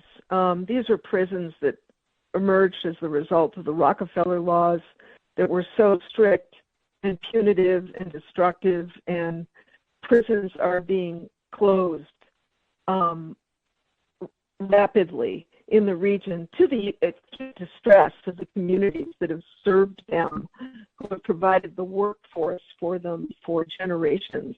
As you can imagine, there's hard pushback, but at the end of the day, the prisons just make no sense, and they are getting shuttered, and it's a great thing, in my particular opinion, that this is happening, but it's slow to happen. It's a process. She said the curve towards justice. It is it's real slow apparently. And let me just make sure for accuracy, is FCI Raybrook Federal Institution, is that prison still open? Yes, it is. Okay. And Adirondack Correctional Facility, where you just spoke at not too long ago, is that still operating? You know, let me check on Raybrook. One of them in that area might have been closed, and I could be wrong. I can find it out in a heartbeat. Okay. But is Adirondack still in? Near each other. Yeah, Adirondack Correctional Facility is for sure open. Can you hear me okay? You're a little distant, not the best. It's not that pertinent. Scream. Hold on here. Okay. She's going. I think FCI Raybrook is still open. I'm pretty sure. We'll be on Thursday for the book club, Catherine Massey Book Club at the C.O.W.S, 8 p.m. Eastern, 5 p.m. Raybrooks Pacific. Still open. I'm pretty sure it's still open. FCI Raybrook, yeah, I think it's still open. I think so, and probably the same demographics. Yeah. I would suspect that's who get it. Eric Garner. That's who we go. Privileged black males. That's how much progress we've made in the area. I wanted to make sure that I got in as well, because one of the other books that I say, even more important, dare I say, than James Loewen's Sundown Towns, which does mention this region, you have a passage here where you talk about the race riot. That's what they call them. The race riots in New York City specifically, around the draft, and you have lots of people classified as white who are upset. We at the C.O.W.S here talked about this before, but I had not heard this portion. This is a little, let's see, this is chapter 14, so a little bit further in the book, page 250, where you say, for also new for this backwoods youth, his first encounter with black men from New York City, many of them still reeling from the draft riots that shocked Manhattan in mid-July. This 4-day rampage, ostensibly a protest against President Lincoln's call for compulsory conscription, left as many as 1,200 black people dead. Satan. Let me interrupt you. On this. You caught something that I caught. Too late to change it, except in the online edition. It's not 1,200. It's 120. Oh, okay. It's a misprint, and I regret it more than you can imagine. But I can't correct it until the book goes back for another printing. Errors happen to the best of us. I'm glad I read that though, so we got the correction that's a bad here. One. I'm really glad you read that, because it's you don't want that kind of error, but there it is, and there will be more. Happens to the best of us. Thank you for letting us know, though. Strive for accuracy. So I'll read it with the correct number that we got. Strive for accuracy. Yep. This 4-day rampage, ostensibly a protest against President Lincoln's call for compulsory conscription, left as many as 120 black people dead. Satan has been let loose in this city upon the poor Negro. And she wrote that one out. A reporter wrote Gerrit Smith about this American pogrom. Reverend Henry Holland Garnett, oh, what a figure, recalled rioters hacking black bodies to bits and peddling nigger meat. Now, this one is spelled out in quotes. McCune Smith's colored orphan asylum was put to the torch, and he took his family and medical practice from Manhattan. Elder Ray shut his church down when the riot was subdued. He returned to the old neighborhoods to solace traumatized survivors with food and medicine. None know, excepting those who have witnessed it, the extent of the suffering among them. The minister despaired. Now, there are a lot of, the peddling nigger meat. Now, you got that as a quote. What in the world? Yeah. Pretty horrific. I included the quote. I wanted readers to understand how awful this was, how barbaric it was, how inhumane it was. And I don't think if you don't use the quote sometime, you can make that point. Jeez. Is this literal? Like they're... Oh, I'm sorry, go ahead. Yes. Oh, I think it must have been literal. I can't imagine him making it up. Can you? I mean, don't you assume this was eyewitness testimony? I am, maybe credulously, but yeah, that's why I included it. I thought he was exaggerating and wouldn't have used it. Wow. Maybe I was wishful thinking, hoping it was, wow. This is New York. I can't. Wow. Thank you. New York. This is New York, and it's really important to remember that racism wasn't sectionalized. It wasn't a Southern problem. It wasn't a Southern blight. It was national. It was, you would say, international, and you may be right, but as far as I'm concerned, it was absolutely alive and well and vicious in New York State, and it doesn't subside for a long time and has a long way to go. So that's one thing I think my book accomplishes.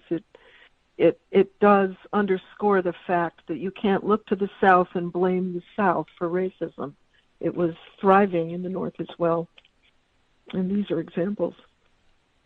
Total system, absolutely. Klan as birth of a nation, like lots of what I just read, it's classic lynching, pretty much like lots of the things that you would associate with the South. I'll double.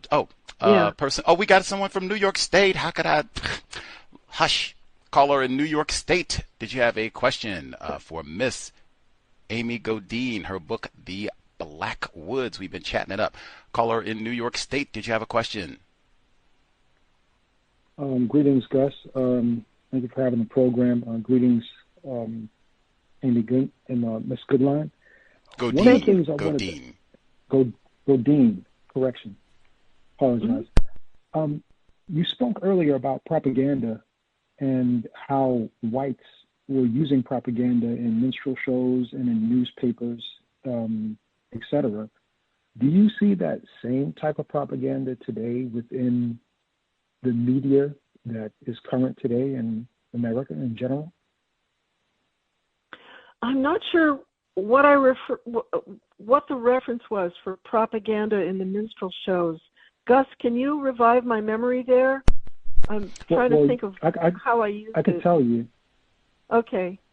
You were speaking earlier, and you stated that a lot of the people that were in these towns that had never really had interactions with black people, the only thing they knew were things from newspapers, from minstrel shows. I get you.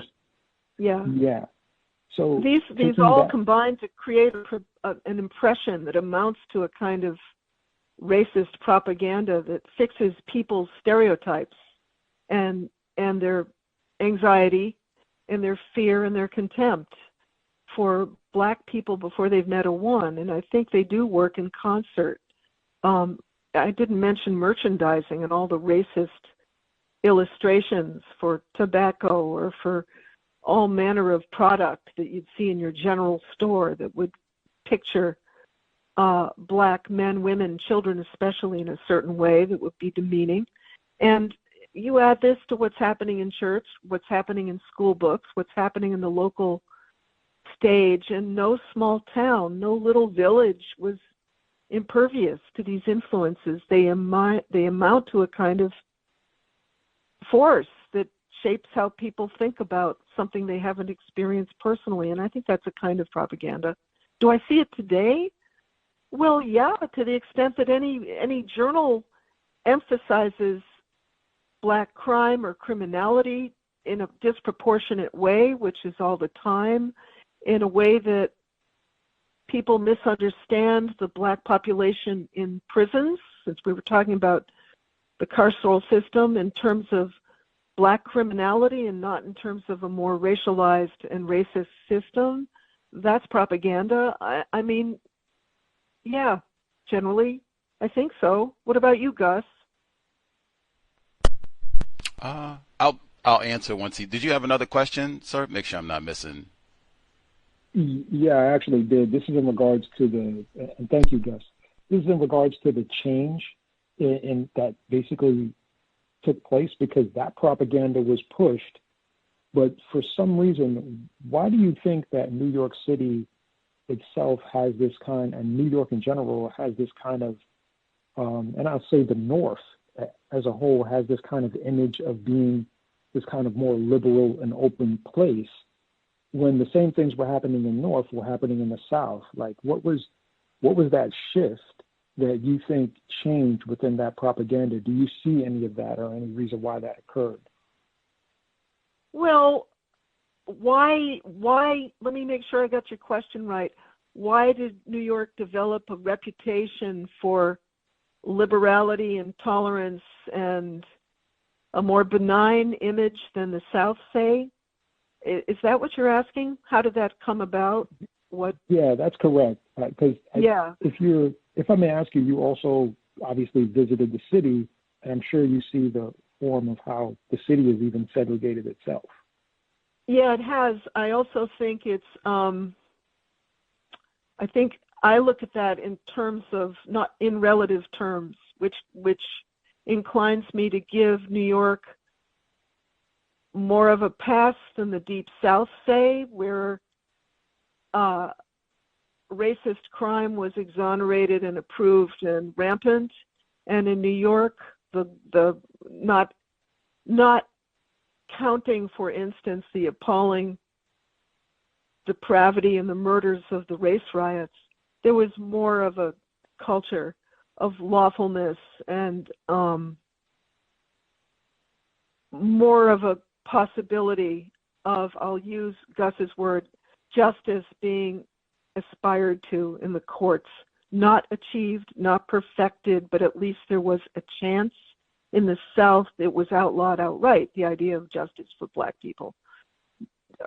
So I think I look at it in somewhat comparative terms. I have to, because it helps me understand the situation of what's going on in upstate New York, to compare that to the city, and then again to look at the South. I try to look at it as I imagine, and I use that word with a big underline, how a grantee like John Thomas, who was a fugitive from enslavement, who comes to the Adirondacks, writes Gerrit Smith a letter and declares himself with great pride an American citizen, and one who's made it when he never saw that coming when he was enslaved in Maryland. And I think that is the difference between what was possible in Maryland or Alabama or Mississippi and the Adirondack region. But I don't want to suggest this was idyllic, this was utopian, this was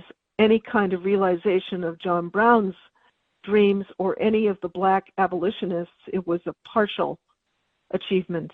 So I don't want to overstate the progress, to use the word that so troubles Gus, but I do want to acknowledge it. I think it was better. It was better. Okay. Thank you for your response. Really appreciate your time and energy. And I'm glad you asked the question. Got me thinking. Thank you. Not a problem. I'll mute my line. New York Stater folks in the area should definitely check out this information. She said she was thinking of people in that region. I don't know if he's in the Adirondacks. I don't know about all that, but at least New York State. And you're giving talks in the New York State area. She already told us. So, hey, you can be on the lookout. Amy Godine, you see any advertisements and such in the area? The Blackwoods pursuing racial justice on the Adirondack Frontier. Like, oh, heard on the cows. Go check it out. Have your questions. Or you can ask her about the Sambo's mistakes at the public meetings, so you get people curious, like, what? What did she say? Well, they'll be really intrigued about a book if you say that one publicly. Since we mentioned, the question you asked me, my thoughts, so his question about the current propaganda, man, since elections and Black people voting is such a big theme in your book, and you emphasize that failed even in liberal New York. No way. We are not voting for no Black people getting no suffrage rights here. Get on out of here, Sambo. Oh, well. Current example, what did we hear from our former president, New Yorker? We have got no count Haitians who are not even citizens who are going to come in and steal the vote and mess up the election next month.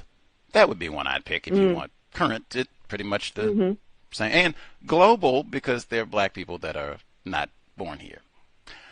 Are you convinced he's going to be the next president?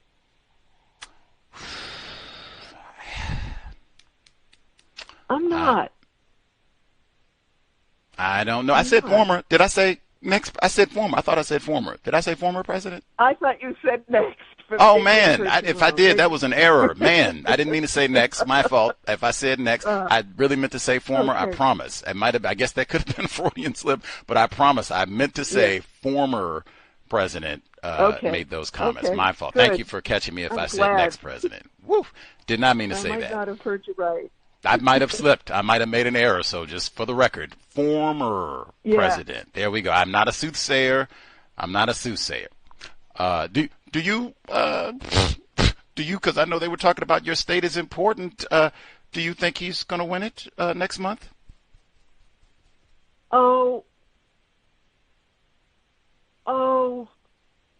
I'm in despair all the time. I just want her to win so bad it hurts. I mean, we're going to do some canvassing. We've got a table full of letters and postcards to ship out, but I'm afraid that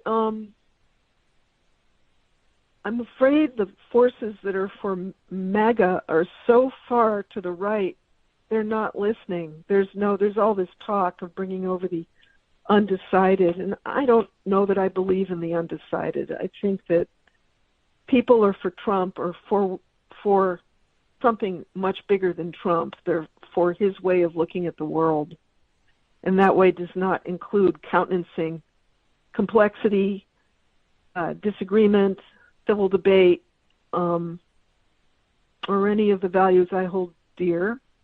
And I don't know if they're going to be caring about the evident fitness of the Democratic candidate to serve as president, and a very good one if she gets elected. So I'm scared. Aren't you? Hey, at this point, I'm still just studying January 6th. So, hey, I know we are talking to a white woman. I pointed out for years at this point, every presidential election that Mr. Trump has participated in, he has garnered the majority of white women voters across all demographics. If he does win again, it'll be people like you. Even with all the abortion and reproductive rights and all the rest of it, what do you make of Trump's lasting success with your specific demographic, white women? I don't know. I don't know what to make of it, except that I think many women may have internalized their neediness and helplessness and incapacity more than they acknowledge or are able to. That's a very patronizing sounding response, but that's what I think. I don't know how you can be for Trump and be a woman who's concerned with women's issues. Maybe that's the big question. Are they? Do they care? Is it meaningful? But if you are, I don't know how you can be for Trump and believe in women's rights. It doesn't work. Doesn't add up. That's not a very satisfying answer.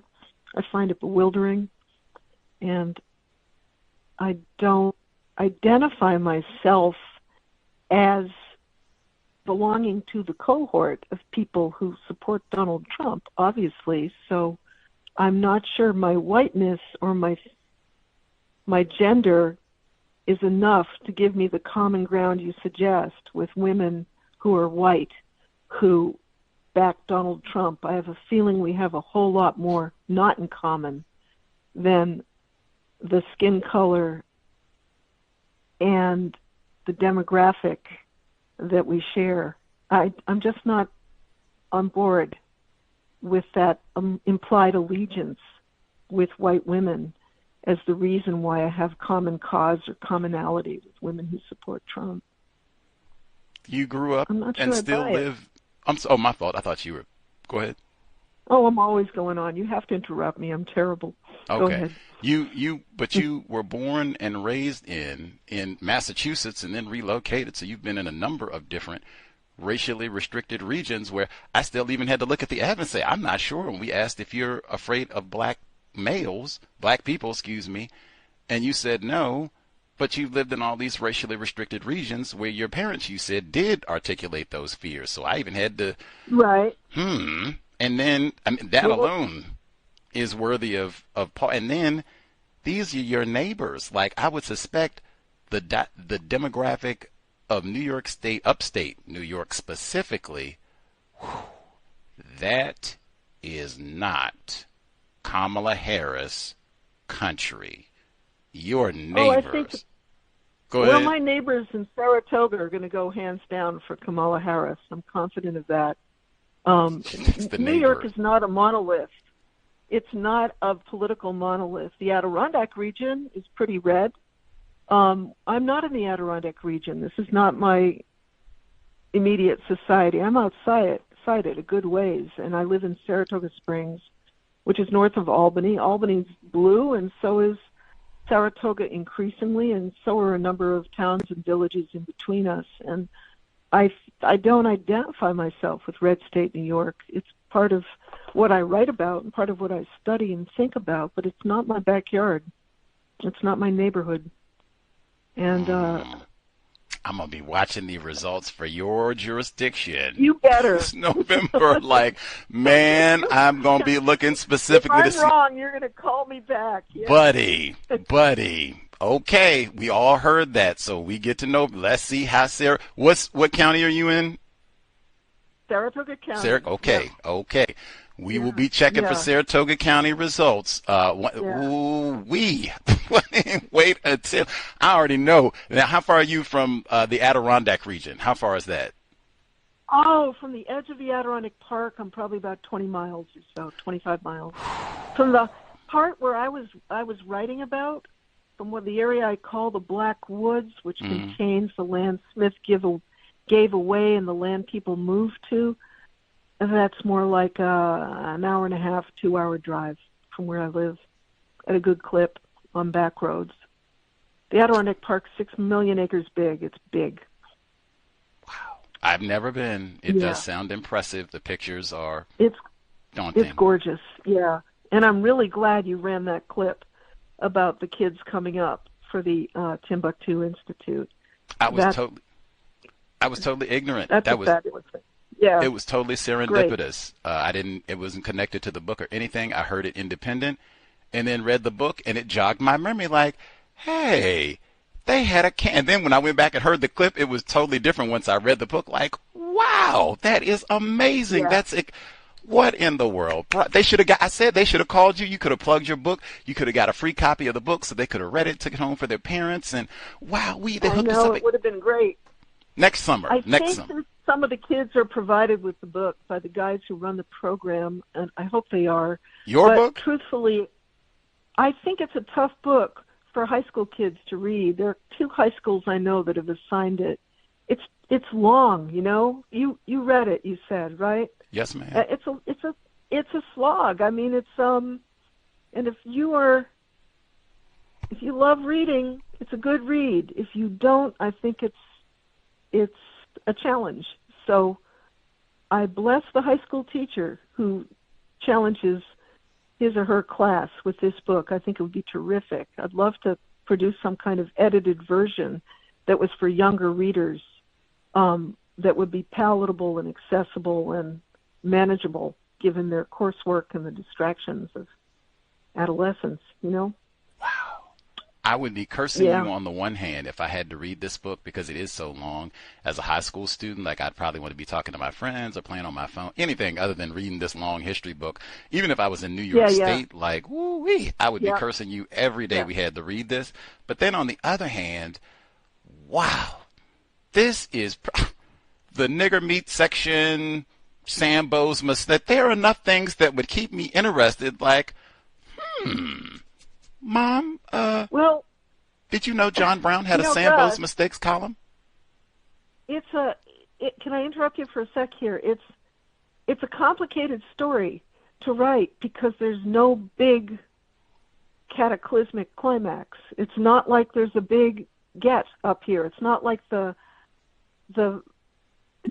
plan succeeds in any obvious way.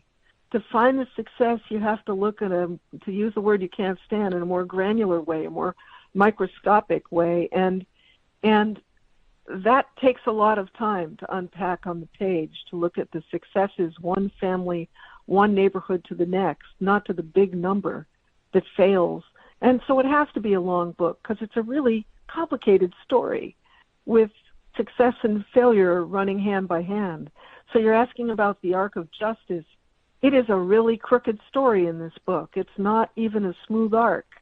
It's as you say, it's one step forward, maybe 3/4 of a step back. I do think there's progress made on the frontier. I'm going to stand up for that.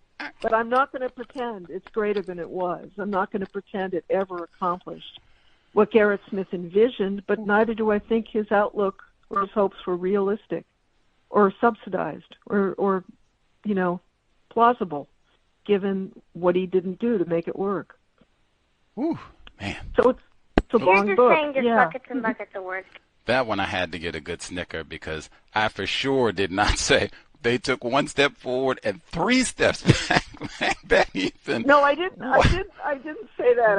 I misspoke. I meant to say they took 1 step forward and 3/4 of a step back. It was like quarter inch by quarter inch is what I meant. You know what I mean? Not one step forward and 1 step back, but not with the metaphors. I wouldn't say. And I just point that out. With no other metric do you get this sort of, I don't even know, bonkers system of measurement. Like, did we make it to the moon? Yes or no? It's not, 500 years have passed and we're still making progress, 1 step forward and 5 centimeters. Like, what? Did we get to the moon? Yes or no? Like, that's what it is with everything else. It's only Are we making progress? I think we are. And I point out for listeners, I didn't say anything about progress. I never even used that word in conversations on racism. Never. Our guest introduced that term. I said exactly. Okay. I said justice. I don't even say progress towards justice. I never say that. Either you have it or you don't. Period. Everything. No other conversation. Did you eat dinner? Well, we getting there. The Brussels. And 5 days pass. Well, we get 1 step. Like, come on.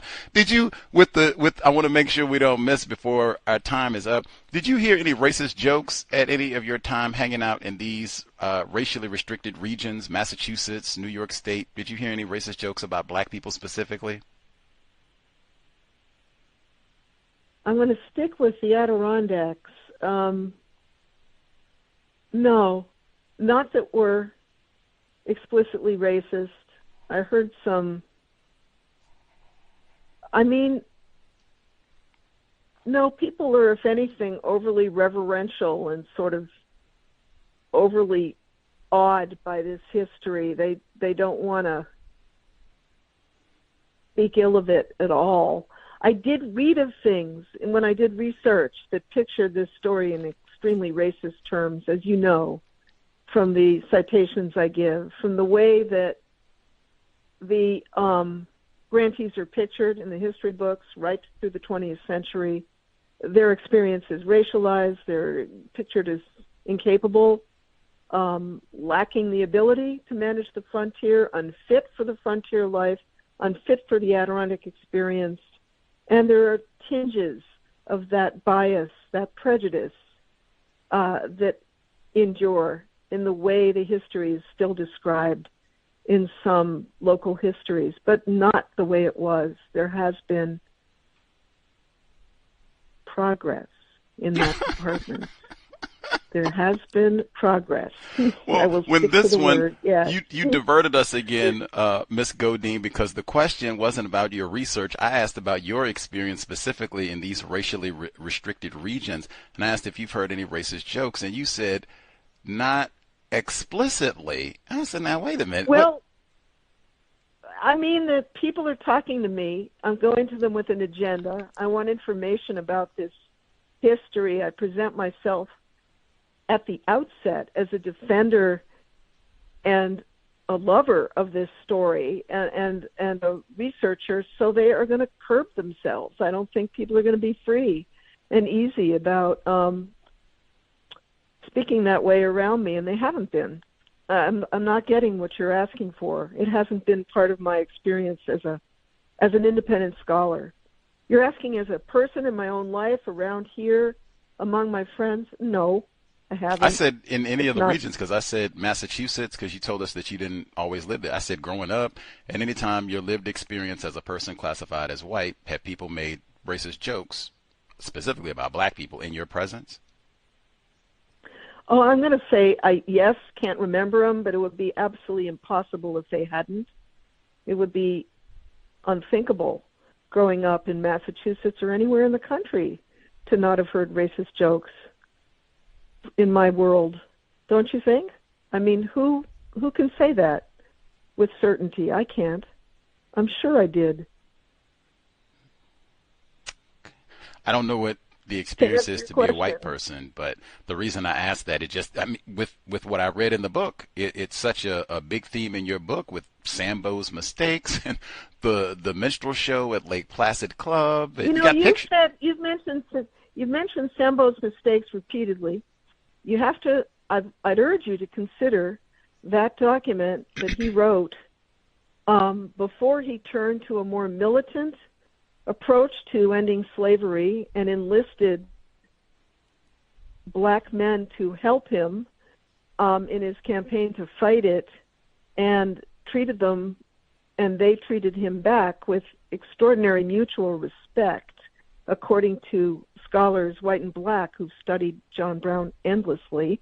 And I think if you don't put Sambo's mistake in the full context, I'll use the word the arc of his career, you're kind of giving it a little more power than it deserves. You're not understanding his role in changing American history and the role of the men who died with him, black and white, to do the same. And I think it's kind of an insult to their contribution to the end of slavery and the end of that horror to just focus on the one document we find so risible now, visiting our standards and our idea of what Sambo meant. I don't even know how it figured in his time.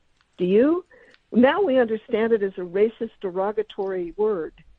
But at the time that he used it, did he understand it that way? Should that matter to us? These are questions I think we need to ask before we discount John Brown's career on account of this one document we find a little ludicrous. I just don't buy it. I think it pays to look at the whole picture. You're just saying just buckets and buckets of words. All right. What is she saying? Hang on one second. Hang on 1 second, because I did give you your opportunity to respond. Wow, like that is a lot in defense of a white man who's been dead for 200 years. Wowee. For the record, I do not, hang on a second, I do not celebrate John Brown or any other person classified as white, including black people, in any sort of campaign where they're going to be killed. That's what we're trying to stop. If you think violence is the way this problem needs to be solved, go get your white people together and get this problem done. Do not get black people. And I think Shields Green was the first person killed in all this, a black dude. Like, come on. That is nothing that I celebrate at all. At the end of the day, the major issue here, if we were told, when I brought this up, if we were told from day one, because we've had John Brown, I, and everyone else, I've had guests. For listeners, how many times have I had a guest, white and non-white, admonish me as an ungrateful Negro, since that's a trope from the book, about John Brown? And I keep saying the same thing. Are you all really chastising me about my views on a white man who's been dead for over 200 years? And just for accuracy's sake, he did not solve the problem, and that is for the black males that you talk to. 50% of the institution at Adirondack Correctional Facility, they are constitutionally slaves. We had Douglas Blackman as a guest on the program, and I'm sure you're familiar with his work, Slavery by Another Name. So no, there's nothing to celebrate anyone for ending slavery, because it still exists. I don't celebrate John Brown. Hang on a second. Got to interrupt. See, that right there. What is all that for? For a white man who's been dead for 200 years. Is he that important?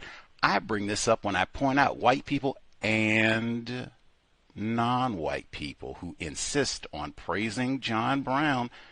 that's fine. But I point this out. This comes up when white people and non-white people insist not all white people are racist. If I had known, you keep interrupting. Let me finish my point. You keep interrupting. Stop interrupting. I think that's deliberate racism. Let me finish. I let you talk. You interrupted me. The Sambo component was new to me. I've talked about John Brown for years. They forced black people to sing John Brown in school. It's not common knowledge what he did a newspaper article depending to be a black person named Sambo's Mistakes. I never even had an opportunity to think about that in the context of what does John Brown mean to me. Now having that information that hey, that's something significant to think about. Hey, man, you can't do that. You can't. No, man, this should be highlighted. Your whole book, you said, that's what white people have done deliberately. They and then give me a statue that you got a picture of in the book with John Brown with a Negro child. That P word I've been saying, that paternalistic racism, which is the same spirit of Sambo's Mistakes. My turn? Proceed. Thank you. I'm not praising Brown. I wasn't saying that. I want to clarify. I was just saying this, that Sambo's Mistakes is a document that I think should be read in the context of a fuller and much more interesting career than what the one document reveals. And I think the important thing about the book, Gus, is that it points to the black men and women and children in the Adirondacks who choose not to go with him, much to his disappointment. A reason why he leaves is he fails to recruit a single black man to join his effort to go to his war, his private war, because they have another mission. They are the agents of their destiny, and they pick another way to go, which is to work their farms, build their farms, gain the vote, and live in these communities and see how that choice goes for them. So this book is not a John Brown book. It's not about John Brown. It's about the black settlers who go to this land, and his role in their life is meaningful, and they like him, and they salute him. No one ever disses John Brown from this community, but neither will they join him. And that is important, especially in light of what you're saying about not wanting black men to fight white men's wars. They did not. When the Civil War came, as you know, several of them, at least 8 or 9 from the Black Woods, joined mostly the colored troops, in some cases white regiments, and fight, and some of them fall. But they are fighting, in their view, for the slave, not for the Union, from what I'm able to ascertain. That's a little off point of what you're saying, but I think it speaks to concerns in my book that are important and that you didn't represent fairly. Because I wasn't talking about your book, but I'm not going to deviate on that. That's another one where I talk about white people will deliberately, they'll shift, not even address the concern that was addressed, because I didn't say anything about her book in my commentary. It was about her caping for John Brown, dead for 200 years. Did you, or it's not even a did, you did mention the Fort Pillow massacre in the book, and in fact you had to put brackets up for the quote to mention Fort Pillow and this being an atrocity, but you didn't add any details like a footnote or any like an extra sentence for listeners in case they don't know what Fort Pillow is. Why did you not give us an extra tidbit about this kind of, I think, important massacre of the Civil War that I also think a lot of people aren't familiar with? I don't know. I probably ran out of space or time, or it wasn't pertinent to what I was writing about at that point. But you should fill the listeners in on that if you think I missed the boat there and supply what's missing. It's an important massacre, but I have to tell you, it's been a while since I wrote this, so it's not fresh in my mind, and it might be in yours. It's a 2023 publication, yes? Yeah, that means it was turned in a year before and finished probably a year before that. So it's a little while, and I got an aging brain. So you go for it. Still learning. Folks can Fort Pillow, FORTPILLOW. We've read a lot of his story books here at the Cows. Reading one now in the book club. That's normally even they would have a footnote. I can certainly understand spacing issues, but for that to be an important issue, I think it is kind of relevant. You're talking about Civil War history here in the book. That would certainly be worth a sentence, especially for people. I suspect there are a lot of folks who are born in this century who are not familiar with this massacre. Excuse me? I suspect there are a lot of people who were born in this century who are not familiar with this event, massacre. It's not my duty to footnote everything in my book. It is my duty to ascertain what's pertinent to what I'm writing about at any time and then make my judgment about a footnote or an endnote. In this case, Fort Pillow didn't engage any of the soldiers I wrote about. So that's probably why I didn't turn up the volume on it. It's a notable massacre because the black men who were killed were in, I think, a pit or a trench and slaughtered rather than taken as prisoners of war. And that violated the rules of war, and it was an atrocity in that respect. But that's still not detailed enough to give your listeners what they ought to know about it. So I recommend a visit to Wikipedia to get the fuller story on that and not to rely on me. Here. I would say maybe not Wikipedia. See if they got some books on it. Maybe go to your library, especially if you're in Tennessee, hit the library. They should have lots of great books and information on a really important Civil War. I hope they don't reenact that when they do the Civil War reenactments. Maybe they can skip that part of it. I think, make sure,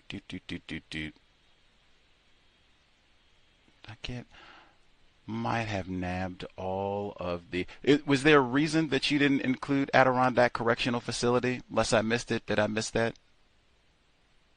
Well, the reason I didn't include it in my book, is that what you mean? Yes, ma'am. It pertains to a talk I gave after the book was published, so it wasn't part of the story of the book. It follows the book. But I would like it if your listeners knew how to get the book. Can I suggest how? Some of them might want to get it. If you could, not per se your talk, obviously that couldn't have been included in the book, but do you think it's relevant that you've got a prison there, unless you didn't know that this prison had 50% black dudes in greater confinement there? Don't you think that's relevant to what you talk about in this text? That's what they got here now? That's the representation of black people here now? Oh, I think I do. I think I do mention the prison population in the book at some point, and the fact that it's high. But I don't, this is a book of 19th century history, and it's not about the current racialized carceral situation in the Adirondacks. I allude to it. That's as much as I had time for. There are so many books written about what you're describing, and they're really good. And I think it would be great if you got people on who were able to talk to that subject. It's just not the subject I took up in the book, and I don't think it should have been.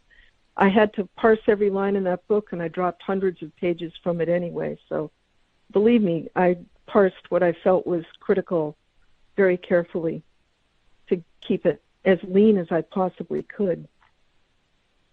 Much obliged. If you want, I can email you the name of a guy who wrote a really good book on prisons in New York that might be of interest to you, in the Adirondacks especially.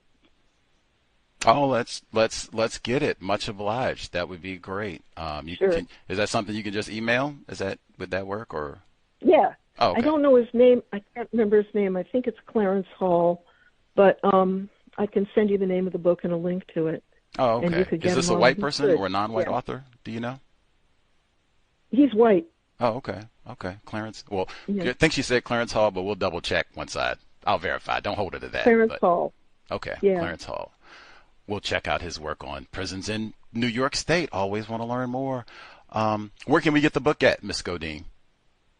I would suggest you go to amygodine.com. There's a link to purchase the book there, or you can go to Cornell, The Black Woods. And if you put in Cornell, The Black Woods, a link to my book will come up, and that's another easy way to get it. And you can also get it in an electronic version that's less expensive than the main book, or you can use the discount code I sent you in an email. Do you have that? You might not have got that. It might have got you. I got my email right here. Let me see. Okay. I can paste the code in the description for the program as well. That would be good. Yeah. I will do that. I will share the code on. Sorry, go ahead. I think I sent you the card that they sent me that has the link to the book and also the code that's a discount code. And that takes a big chunk off the price. And I would urge all your listeners to take advantage of that if they're interested. Nice. Everybody likes a little discount if they're gonna. Everybody likes a 30% discount. Good. Okay, I have the link. I will post it on social media and all that, and have a link for it so people can just, bam, it's got the QR code and all that good stuff. So, bam, you'll be set up easy. The Blackwoods Pursuing Racial Justice on the Adirondack Frontier. Very easy. I posted. Can I ask you something? Yes, ma'am. How did you hear about the book? Yeah, I'm curious about how it got to you in Washington. Was there someone who recommended it, or did a bookstore carry it, or did you read a review? If memory serves, I research things to do with racism, white supremacy on a pretty regular basis, and I try to look for currently new material. This is published in 2023, even though you probably 2021 finished up the writing and such. And I think I saw a review, or might have just seen it in the catalog at the library, because you know how they do the recommendations when you're doing the searches, and it'll come up as a keyword or similar subject recommendation. I think it might have popped up that way in the catalog, and because I didn't know what exactly it was. I remember clicking on it. It said Blackwoods. It's like, what exactly? I didn't know if it was like some environmental study or what have you. I was a little confused at first because I didn't see the subtitle. Well, and then that's a better explanation for my subtitle than the one I gave. The fact that it clarifies what, it gives it the place, it gives it the theme, it gives it the meat that isn't in the Blackwoods alone. You really need to know what's in that subtitle to know what it's referring to. So that's the reason I came up with what I did. Absolutely. I was able to get a little sample reading and see the table of contents. Like, oh, okay, this is New York State history, right on board. That's how I think I found it, though. Well, was the library catalog. I can't thank you enough for taking an interest in the history and talking to me about it. It's a real pleasure to cross swords with you on this show and argue about progress, justice, and whether there's been either in the last 300 years. It's the big question. Cross swords. Fascinating metaphor. Yeah. Fiction writer. Amy Godine. No, I haven't published a book of fiction. I've published a million or several stories and novellas in various magazines, but no book. But this is my book. This is the big book. And stories and novellas, doesn't that count as fiction? It does, but no book. I haven't published a book of. Okay. Stories and novellas appear in magazines and journals, but a book I cannot claim. Okay. Fiction writer, nonfiction writer. That's fair. Yep. Really interesting read. The Blackwoods Pursuing Racial Justice on the Adirondack Frontier, just published last year. So I'm pretty sure you could get this book easily in New York State. I'm on the other side of the continent and I got it, so can't be that difficult. If you give me 20 minutes to free my hands, I'll have the link posted, and bam, once you all get it on Apple Podcasts, YouTube, all the other, Spotify, Amazon Music, all the other places where the podcast is available, you should see the link. Well, I can put the link for Amy Godine, and then you should see the link for the book.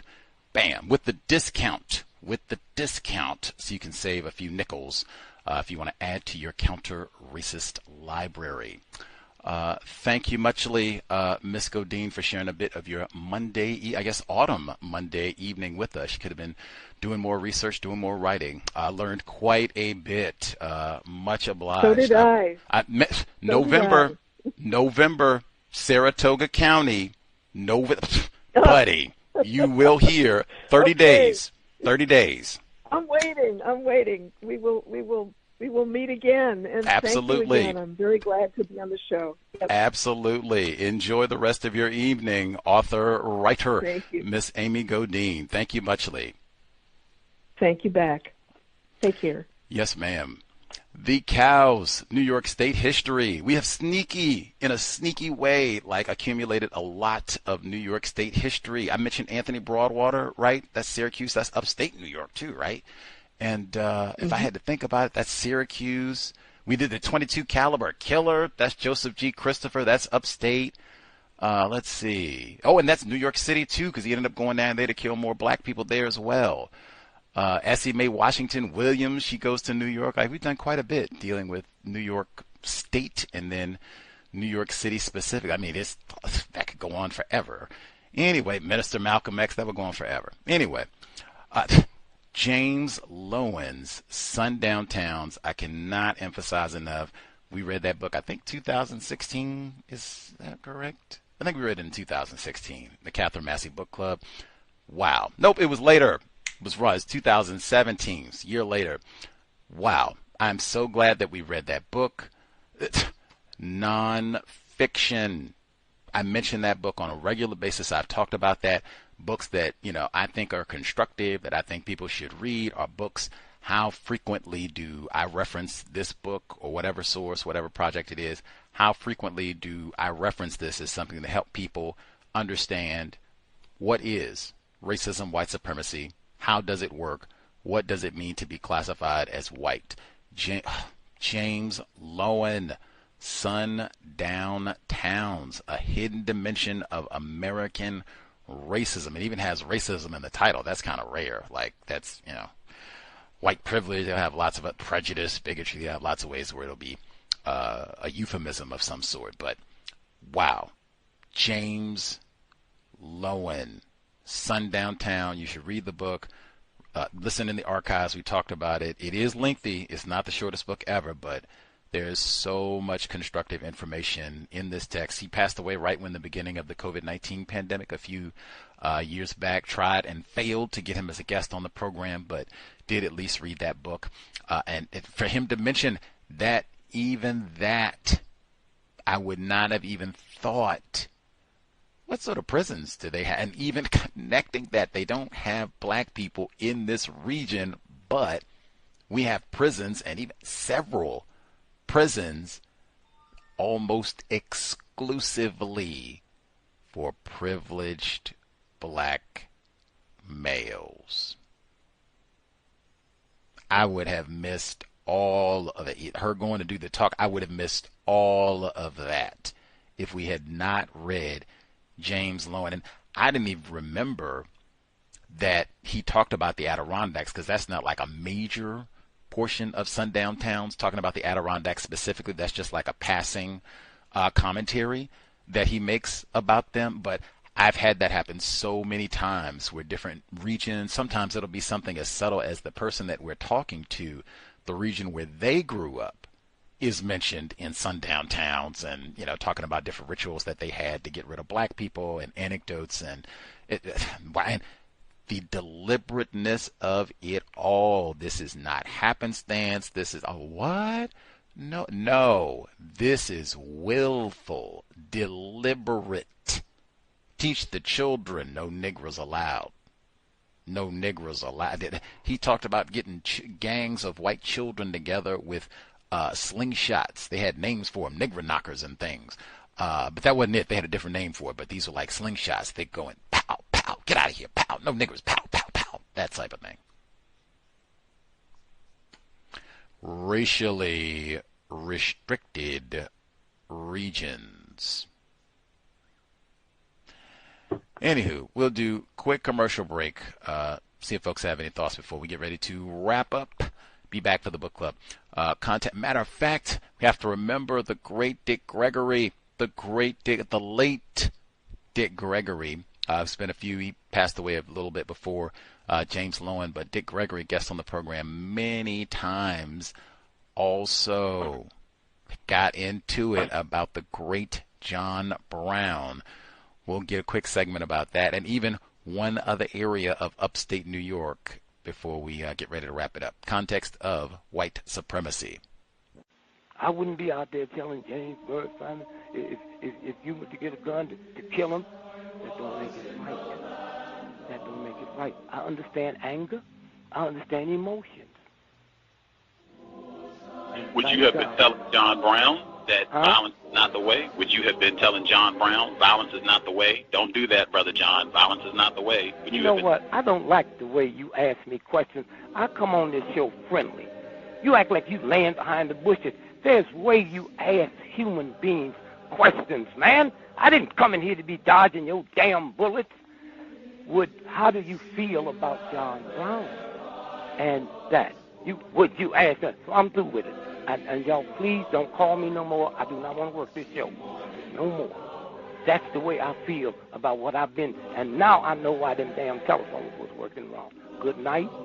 And when I say God bless you, I don't say this viciously or viciously, but anytime that I would come back to be tolerant, I respect you. I thought you had your homework done. I go all over the world and I talk to people that I don't agree with, but my respect, I'm not trying to ambush them. I've been sitting on, I didn't come on this show to defend me. I've come on this show to explain to the world why that I would sit there and fast and pray that a person, y'all ain't heard none of that. All you hear is a Negro defending some white folks. Well, hey, at one time I was like that. I say it early and it's easy to figure out. I don't believe in killing. I said I never knew I would see the day that I'd rather be killed by someone than kill someone.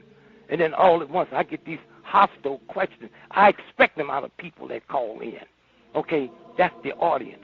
I came on to do your show because of your reputation. I haven't heard that tonight, but I heard something with the phones messing up. And I said, uh-oh, something ain't right about this. And so again, I'm saying to you, I thank you for putting my voice out there, because there are some people out there that need to hear what I have to say. There's some people out there that need to hear what you have to say. I do not want to do this show no more. Thank you. There's a debate in this country over symbols and statues and place names that are tied to white supremacy. So what to do about a small community in rural northern New York called Swastika? This summer, a visitor proposed just changing the name, but local officials opposed the idea. Julia Ritchie from North Country Public Radio explains why. Michael Alcamo lives in New York City, but loves visiting the Adirondack Mountains in upstate New York to cycle through its tiny towns and hamlets and past historical cemeteries. He was on a trip like this, winding through a remote stretch this summer, when he noticed something else. Suddenly I came to a town called Swastika. The hamlet's name was printed on a small brown street sign. He says he found the name jarring and disrespectful to veterans of World War II, some of whom are buried in graves nearby. So I think it should be obvious that the town should update its name and should pick a name that is not so offensive to so many Americans and so emblematic of intolerance, hate, and tyranny. So Alcamo reached out to county officials in August to see if they would consider it. He was soon directed to email the town of Blackbrook, which has jurisdiction over Swastika. The town agreed to add it to the agenda for their September meeting, and after about 5 minutes of discussion, the town's 4 councilors unanimously voted against it. So basically, Swastika was named by the founders of the area that settled there. That's Blackbrook's supervisor, John Douglas, who was at the meeting but didn't have a vote. None of the councilors returned a request for comment. Douglas says the hamlet's name far predates World War II and came from the Sanskrit word meaning well-being. The 4-sided geometric character that represents the swastika has been used for thousands of years in Indian religions and seen as a symbol of good luck. Of course, that meaning was overshadowed beginning in the 1930s with the rise of Adolf Hitler, who co-opted the swastika as a symbol for Nazism and anti-Semitism. Douglas says this is not the first time the hamlet's name has been scrutinized. There was concern that due to the Germans and everything that people may have a different outlook on the name, and some of the residents that were from that area actually fought in World War II and refused to change the name just because Hitler tried to tarnish the meaning of swastika. Douglas says the council didn't see a reason to change the name, despite its widespread use as a symbol of hate and white supremacy today. I think that's probably maybe some viewpoint that it's associated with hate, but then I believe there's others that do not associate it with hate.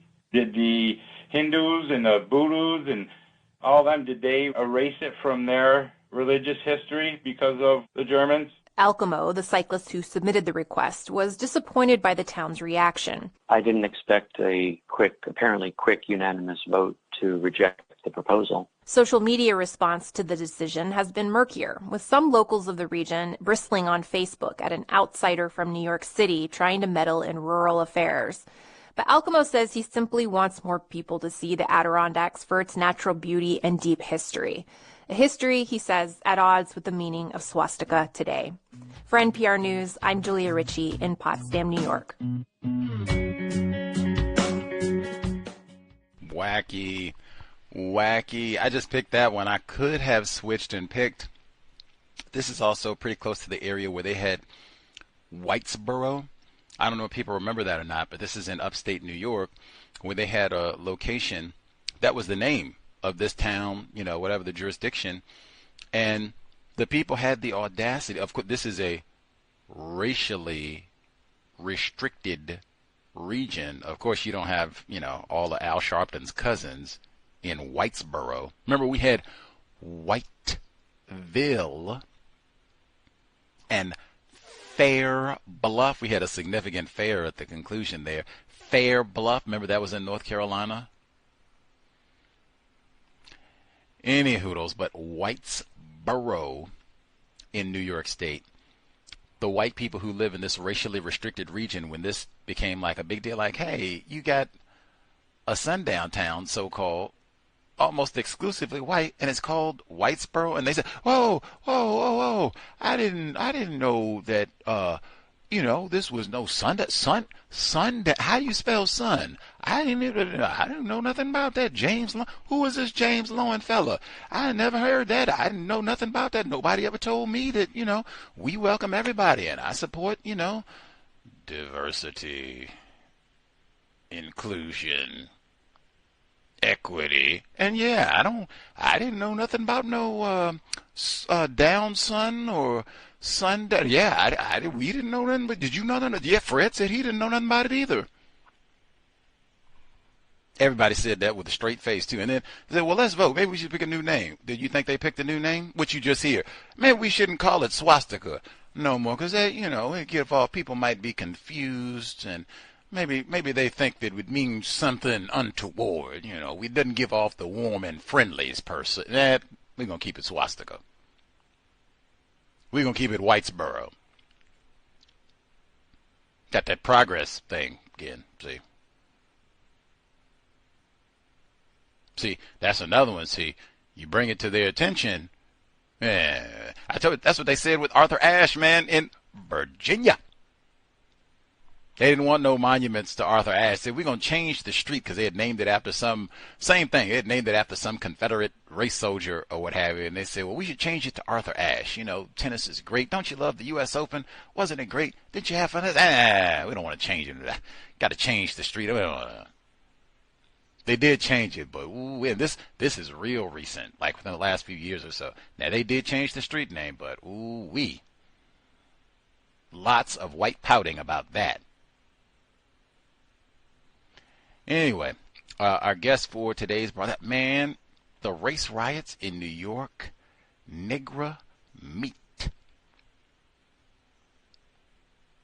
Delectable Negro. We've read a lot of important books. System of White Supremacy, Racism. Nigger meat. She said, I think that's literal. Whoa. I didn't want to believe it, man. Like, what?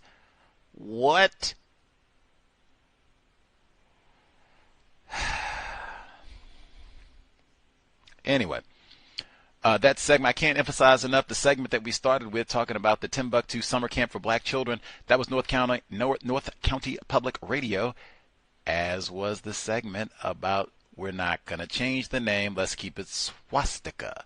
North County Public Radio, New York State. Amazing. The portion at the end now, I do have a history degree, thought of as a coon, worthless Negro from Virginia. I've said that for years. But I did know Fort Pillow before having read this. This is an important aspect of Civil War history.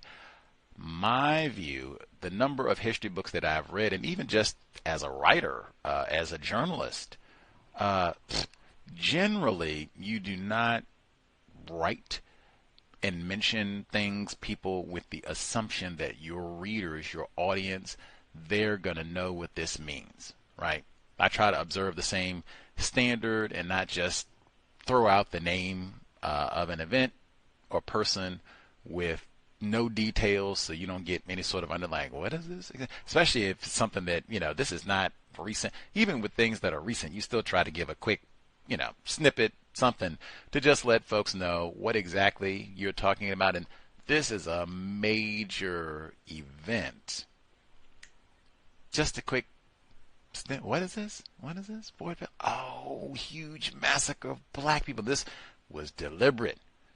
Don't punish uppity, privileged black males. But I do think that is incorrect. Generally, there would be just a footnote. Like, I totally get it. You can't include everything and all the rest of it, but there are footnotes in the text that would be very easy. Quick footnote. What is this? Because even she put it in brackets, right? So, I mean, if it's important enough to be mentioned, just a quick sentence. What is this exactly? That is a tendency that I've observed with the same theme in the book, really, kind of an undervaluing of black people, how a lot of times they won't even name an event like Fort Pillow, much less explain what is this exactly. Let's see. And even, in fact, the 45th, remember that with Glory? Matthew Broderick's rendition of all that. Now, we do get details about that in the book. That's a little different. That's quite different, actually, than the massacre at Fort Pillow. She talked about the connection to the events at the Adirondacks. That's significant in saying that the Adirondack didn't really have black people in the Adirondacks, Gerrit Smith, they didn't really have a connection to Fort Pillow. Footnote. I said, totally get it. That's logical. Footnote. Let's see. The Adirondack Correctional Facility, just my view, I think that should have been mentioned. I mean, that's another one. Like, you don't have to talk, the whole book about the prison industrial complex, but I mean, wow. If that's, and I mean, even, I think that's a part of the lens of the story. This is an environment where, hey, what's the legacy of all this? Oh, we don't even have black people here. And the black people that are, 50%. That's like we bust out for niggers. Like, man, y'all got Leroy in Buffalo. Send Leroy in Buffalo on down here. We got an extra bit. Come on down, Leroy. We got space. What? Not that I haven't heard that before. We've heard those sort of gross numbers in places where they don't even have black people, but 50, 60% of the prison population, black men. How is that possible? Y'all got 50 black people here, and the prison population, you got 200 black. How is that possible? Man, don't make no vacation, stop through, drive through, keep it moving. You come up for the John Brown celebration, you don't get no Airbnb, keep it moving. Don't do no Eric Garner up here, like, gee whiz. Woo. And that's the Adirondack Correctional Facility. That is a state penitentiary, medium facility. So I guess it's not the worst of the worst, but man, they do have a state penitentiary there as well that's operational, 2 different ones. I think that should have been included in the Sundown Towns, because he talked about that. That's one time for Dr. Kamal Kanban. I think that should be included also because that is white welfare. Thank you for Dr. Kanban and James Loewen, because he said that you get these regions where they don't even have a lot of resources, and the government rewards them by giving them some old nonsense where they can give lots of jobs to racist white people to come in 50%. That's even welfare for the local law enforcement. You just sit around and arrest black people, black dudes. Let's see. And then she said it was 20% was so-called Latino. So that's 70% of the prison population is non-white, and it could be higher. Yes, I think that should have been in the book, especially if we're going to have the audacity. Obeezy, if we're going to have the audacity to talk about progress and hope, make sure you put the penal institution is right down the road from all this. That's their window. You can look out the bars and look at that. Wow, we got the autumn foliage. Let's see. I'm going to be looking at Saratoga County when we get to November. Not that, I would think they were less racist if they vote for Kamala Harris, but ooh-wee. Let me see what happens in Saratoga County, especially if he does win. Let's see why he won. 30 days, we'll see. The John Brown, I included that segment at the end from Dick Gregory, his second time visiting with us. And for context, that was when they were about to execute one of the white killers of James Byrd Jr. down in Texas, where Mr. Gregory and a small group of other protesters went to hold vigils and request that this white killer not be executed by the state of Texas, which he was summarily shortly after the conversation that we had with Mr. Gregory. But all of that, him storming off the program and everything else, was started with us discussing John Brown and Nat Turner. And him saying, whoa, brother, you don't compare John Brown and Nat Turner, and he got his sons. End of the day, they both committed murder, period. Now, I don't know why we got a white man who is sanctified, and we got to sing songs and all of that. Neely Fuller, he sang, we got that in the archives, John Brown's body lies a molding in the grave. His truth is marching on. They had, probably Dick Gregory, generations of black children sang that hymn, The Religion of White Supremacy. That's why I started with Dixie. It's one and the same. In fact, I've heard Elvis Presley. He started off singing Dixie, the version that I played, and he went right into John Brown's hymn. Seamless. One and the same.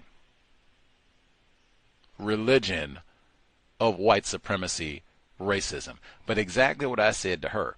All of that about John Brown. If anybody here knew that what John Brown, the coolest, most not racist white man in the history of the universe, dead 200 years, this dude was pretending to be a black guy in a column called Sambo's Mistakes.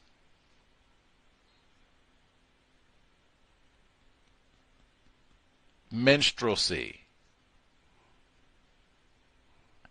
What? Did you know about that? I didn't know about that. Not that I think any white person should be celebrated, but particularly a component of their conduct that white people have deliberately hidden, omitted, minimized, don't generally discuss when they talk about this white man that we absolutely have to sing and say one more time, John Brown's body. Like, come on. Especially when Nat Turner, you better not mention that coon. Denmark V, you better not mention that coon. One more time. John Brown's body lies. Neely Fuller sang that to us in the archives. Like, man, it must be. I strongly submit that is power. The number of times that I have had white people, non-white people, really, it's about the same. Fuss at me about John Brown, including Dick Gregory. White people and non-white people grouse and fuss at me.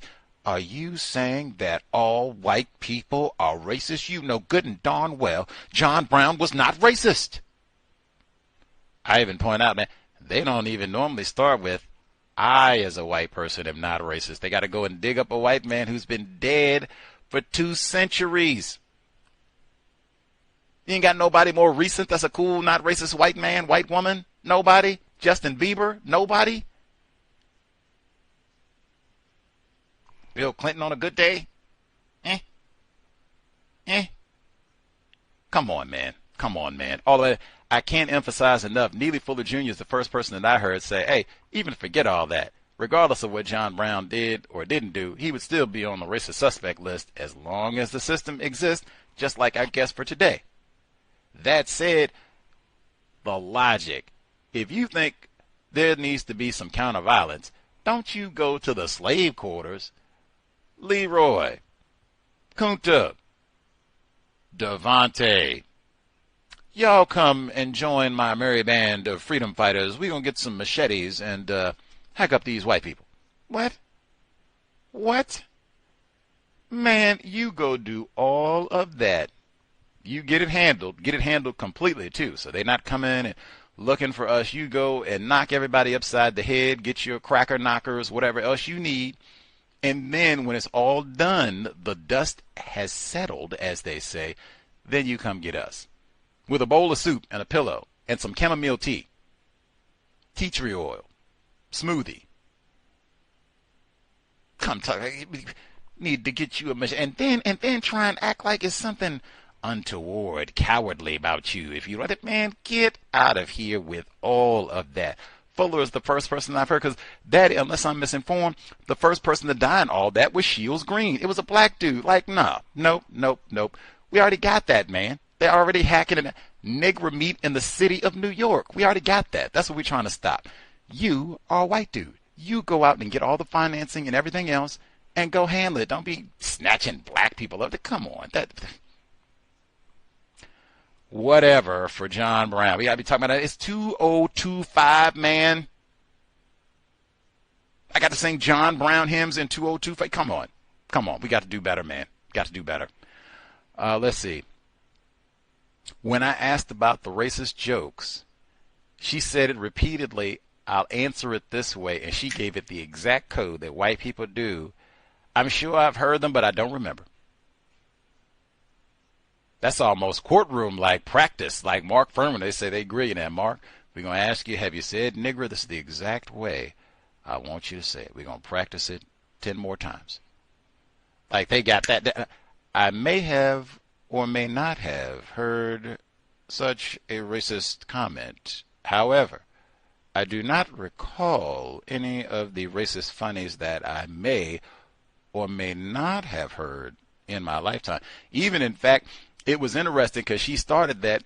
She added the caveat, I'm just going to talk about my experience here in the Adirondacks. Wait a minute now, you already volunteered to us that you grew up in Massachusetts where your parents sound like they might have been sharing some racist jokes. Why is that immediately excluded? Almost like, well, we got to have some immunity conditions here now. Got to leave that part out. We're going to leave out Massachusetts until now. How many times was Bill Russell called a negro in your house?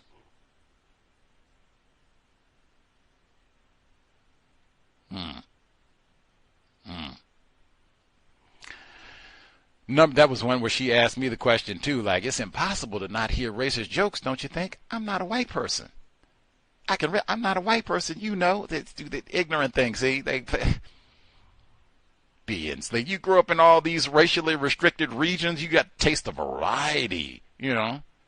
Wow, this is their setup and how they do. Wow, I like that. Oh, they got the siren to keep the niggers out. Okay, okay. You got the dragon moat. Okay, okay.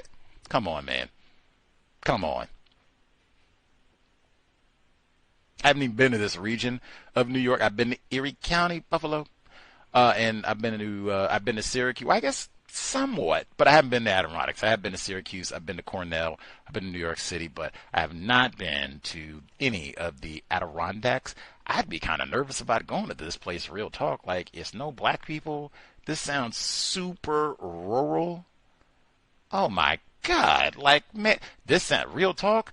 This is not Dylan Rue. This is not Peyton Gendron, but I would expect Peyton Gendron. Now that's like central, a little bit further south New York State. Then see, I would not just drop, even though that's way current, I would say Peyton Gendron, so that's Buffalo, Tops, the more recent time Tops. We got both of them, 22 caliber killing Tops, and then Buffalo this time around, 2022 Tops Massacre. Just for the people who might be listening to all this 50 years later, or once we got justice, like, what is it? Like, oh, Peyton Gendron, that's the little white race soldier who went and terrorized. Oh, yeah. Yeah, that's what I would expect in this region. Nigger Foothill and all the rest, that's what I would expect in this region. Like, woof. Do exactly what it said. Hey, do not be caught out here when the sun goes armed. And matter of fact, I was going to look, we played a report. It's white people in this region right here with firearms. Who are the guns? That's another. Who are you going to shoot, Peyton? Because Peyton didn't live around no niggers. Conklin was. How could I forget that? Conklin, New York. That's not this area, but it is a racially restricted region. He didn't even live around black people. But I'm mad. He didn't say he was afraid of black people. I'm mad. I got a grievance. If he was scared, everybody who died in that supermarket would still be alive because he would have been too terrified to step foot in Buffalo. That's like 200 miles from Buffalo. It's not even close, man. That's not fear. That's not progress. That is the system of white supremacy race soldiering. System of white supremacy race soldiering. That's what you got, man. Generations of it, in fact. Negro meat. That's I tell you. Peyton Gendron, he out shooting at the supermarket, and then they in New York City, same state, 200 years earlier, hacking up black people. Negro meat. And tell me about progress. And John Brown. Progress and John Brown. Wordsmiths, man. Wordsmiths. Any hoodles. Let's see. Our caller in New York State did ask questions about the, what shall I call it, Samboification. You're in New York State. Did you know that my man John Brown, suspected race soldier, did you know that he did this, what shall I call it, journalistic minstrelsy, where he had a column pretending to be a black dude called Sambo's Mistakes? Did you know that? No, this is all new to me. A lot of the information, I mean, especially in New York State, there was some part that she did mention about taking inner city kids out and into the Adirondacks that even I had the opportunity to do, but my mother was leery about me going to some rural place with kind of like a bunch of white people, so she said no. So.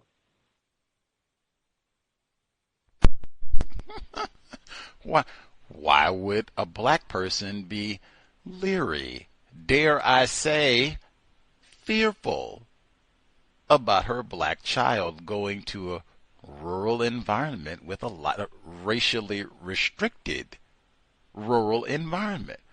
What's frightening about that?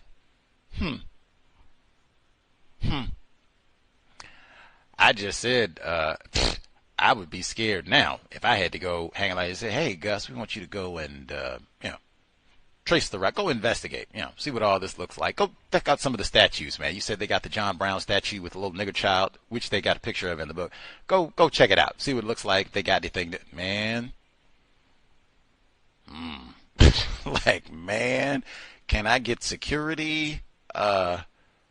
Man, and that's for sure. Like, we gonna have to plan this out, like, in, out. We not doing no lingering. I'm not getting no Airbnb and none of that. In, out. We need to be in, early, morning, out, we can't have no car difficulties and stress. Ooh. Got it. Even if we went in broad daylight, I would still be, concerned. Let people not like communicate. Let them, same thing I felt like, if I was going to go to Conklin and research. check in. Maybe see if you can get somebody else. You can have a codified buddy system to keep each other safe.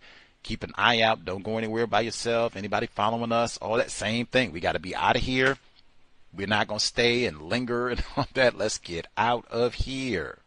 We had people, listeners, who said that they lived in New York State area.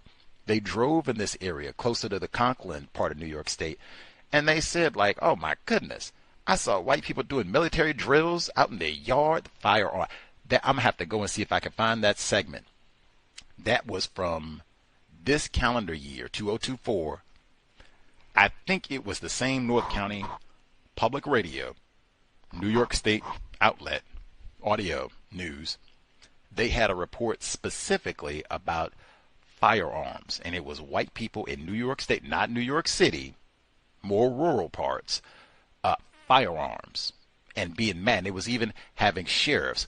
We're not going to enforce these laws. You're not going to tell us what to do, and if a white man wants to have his gun, make my day, that's his right. All of that was happening, and I think it was in this same How could it not be? What he did? Rural, manly men. Get my AR-15 so I can go out in the woods and blow away all the possums and coons and, all the rest of it. Anyway, that said, now I would be torn. Now, even what he just said, because I do like to explore, and it does look amazing. It's so enormous out there, and the planet is so big, the universe is so big. I think we're supposed to be curious about all this, but I would be concerned about sending a black child into all of this.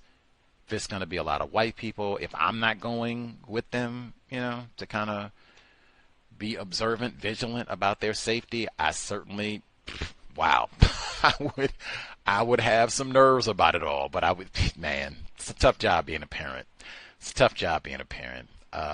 Let's see. Our caller in New York State, I don't know if you're a parent or not, but if you are a parent, if your child got an opportunity to go to the Adirondacks, and it was going to be like a summer vacation, summer camp thing, they're going to be there, let's say like overnight for 4 nights, would you let them go?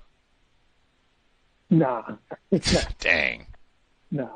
It's just, I think I'd feel more comfortable with my son going to like Japan than going there. Like I'd feel safer with him going to Jamaica even than going there, because I've just heard too much stories. Co-workers, white racist co-worker talked to me about, just went upstate, hung out, we went to this gun show upstate, and then guys, they got their, stuff, they got their banners and stuff, and I'm like, what kind of banners? And he's like, some stuff, but, and I'm like, nah, not for me. It's only for you, buddy. It's only for you and your kind. So I heard too many stories. I can't. Intelligent, see? Ask questions, see?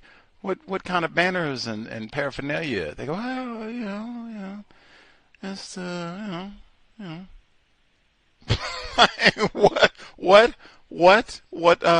what you mean? No, what sort of? Killed niggers or what? Like killed? Whoa! And he mentioned a gun show.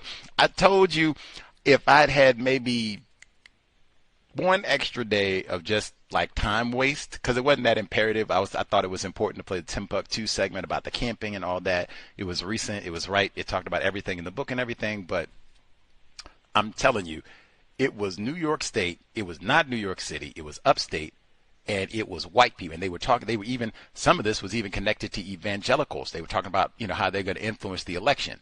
But it was white people, firearms. They sit with AR-15s, military. It's no black people here. Peyton Gendron. It's white, racially exclusive. Why do you need all this hardness? That might be our listeners. Fear. We scared. I say that's some hogwash. Unless you're talking about white genetic annihilation, You just want to kill some. The Peyton Gendron, man. I should have brought that up when she was here because that's New Year's Day. That you just want to kill some black people. Ain't no fear. Ain't no. Norm Stamper said that too. I bring that up all the time. Dr. Welsing did as well. Breaking rank.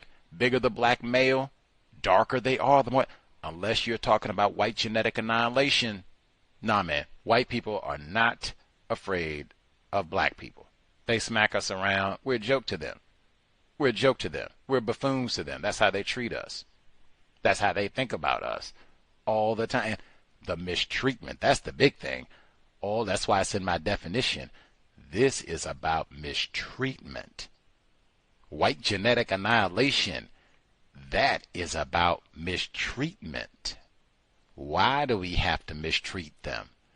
We are a tiny minority of the global population, so we have to control all of the people that we say are not white. Scared we might lose that power. That's very different than just, ooh, Leroy gonna get us, ooh. Please. White people enjoy, that's the racist jokes, man. They enjoy mistreating and practicing violence against black people. They enjoy it, revel in it. Even that, white genetic annihilation, because she does have pictures of white people in blackface, literally, at Lake Placid, the country club for white people there, in blackface, telling Negro jokes, and then the John Brown Sambo's mistakes column as well. So, I mean, hey, exactly what Dr. Welsing talked about, white genetic annihilation, even the color envy. I'm mad because of my lack of melanin. Now I'm going to take it out on you niggers because I'm upset. That's not fear either. That's reason, justification for mistreatment. Same thing. Was anything else? Caller New York need to get in? Anything stood out? Satisfied? Yeah, I'm good. I do see that she is showing up though for an event at the Center for Fiction down in Brooklyn off Flatbush, which is actually near. So I'm actually going to go take a look. She's going to be there, I think, on what date was that? I think the 8th of October. Yeah, might go take a look and see what's going on then. I think bookstore is not. Sorry, go ahead. My fault. Go ahead. No, I was just saying the bookstore is not the most liberal. Like it's one of those. Let's just say you're not finding like the man not in there or delectable negro, and you're not finding anything like that. You'll find the normal stuff, like no disrespect when I say this, but kind of like between the world and me kind of stuff. No, again, no disrespect, just saying that that's the kind of work that's in that bookstore. Fascinating. Shout out to Ta-Nehisi Coates. No, did they? Hey, I mentioned Ta-Nehisi Coates because he does say, hey, the arc of the justice bending, or the arc of the universe bending towards justice. No, don't see no evidence for that at all. Much obliged, Ta-Nehisi Coates. No disrespect. New book out as well. We read Between the World and Me. We did read that in the Catherine Massey Book Club, too. We read that before we read Sundown Town, so certainly no disrespect. VGQ. But the event he was talking about, that's next Tuesday. That's why I was stunned. Like, oh, wow, that's coming up quick. Next Tuesday at the Brea Baker, or excuse me, I'm looking at the wrong one. Interview. Oh, yeah, Brea Baker. She'll be at the Center for Fiction, 15 Lafayette Avenue, Brooklyn, 7 to 8:30. Wow. I guess she wrote Rooted. This is the person who's going to be interviewing her, I guess. Brea Baker wrote Rooted, The American Legacy of Land Theft and the Modern Movement for Black Land Ownership. That might be worth checking out as well. Sounds like a story I've heard before, even connected with the racially restricted regions. This looks like a black person. Black person wrote this book. Rooted, The American Legacy of Land Theft, Modern Movement. Black. Yeah, looks like a black person. Let's see when this one came out. 2000. Oh, this is this year. Wow, this is really current. This year. Just published. Reading. That's why I said there's no way You can listen to the C.O.W.S and not have a lengthy list of books to check, non-fiction books to check out, read. Just, it would not be possible at all. Brea Baker, Rooted. Brea, B-R-E-A, Baker, B-A-K-E-R. Brea Baker, Rooted. Any hoodles, we will be here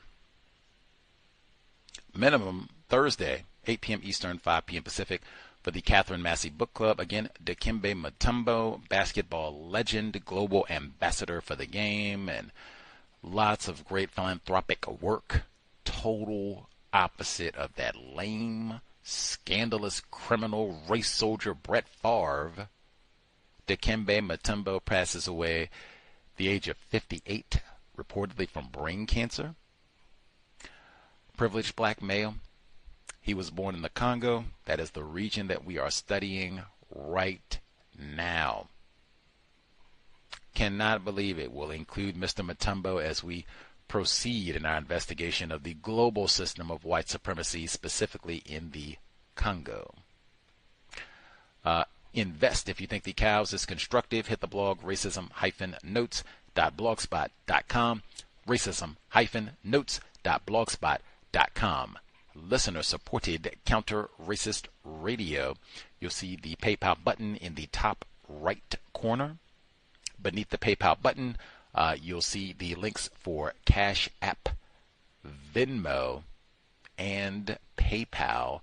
Enormous gratitude to all the listeners, investors who kept us on the air for 15 plus years, hopefully worthy of your time and energy. Also at the C.O.W.S wish list, Amazon.com, under Gus T. Renegade. Again, huge thanks to all of the generous investors who've nabbed an item or four from the wish list over all these years. Hopefully we've been worthy of your currency, time, energy. Sobriety would be best under conditions of white supremacy, racism. There's so much terrorism, abuse of black people. We need high-functioning brain computers to make great decisions. Creator, we ask that you help us remain patient with other black people, victims of white supremacy. We ask that you help us remain patient with ourselves. Remind us to demonstrate the highest levels of black self-respect at all times, in all places, each and every time we are in contact with another black person. It has been time. Replace white supremacy with justice immediately. No name calling, no gossiping, no name calling black people. C.O.W.S signing out. Thanks all for tuning in. Nigga, you so brainwashed. I'm a victim, brother. Problem. You're a victim. I'm a victim of 400 years of conditioning. Shut up. The man has programmed my conditioning. Even my conditioning has been conditioned.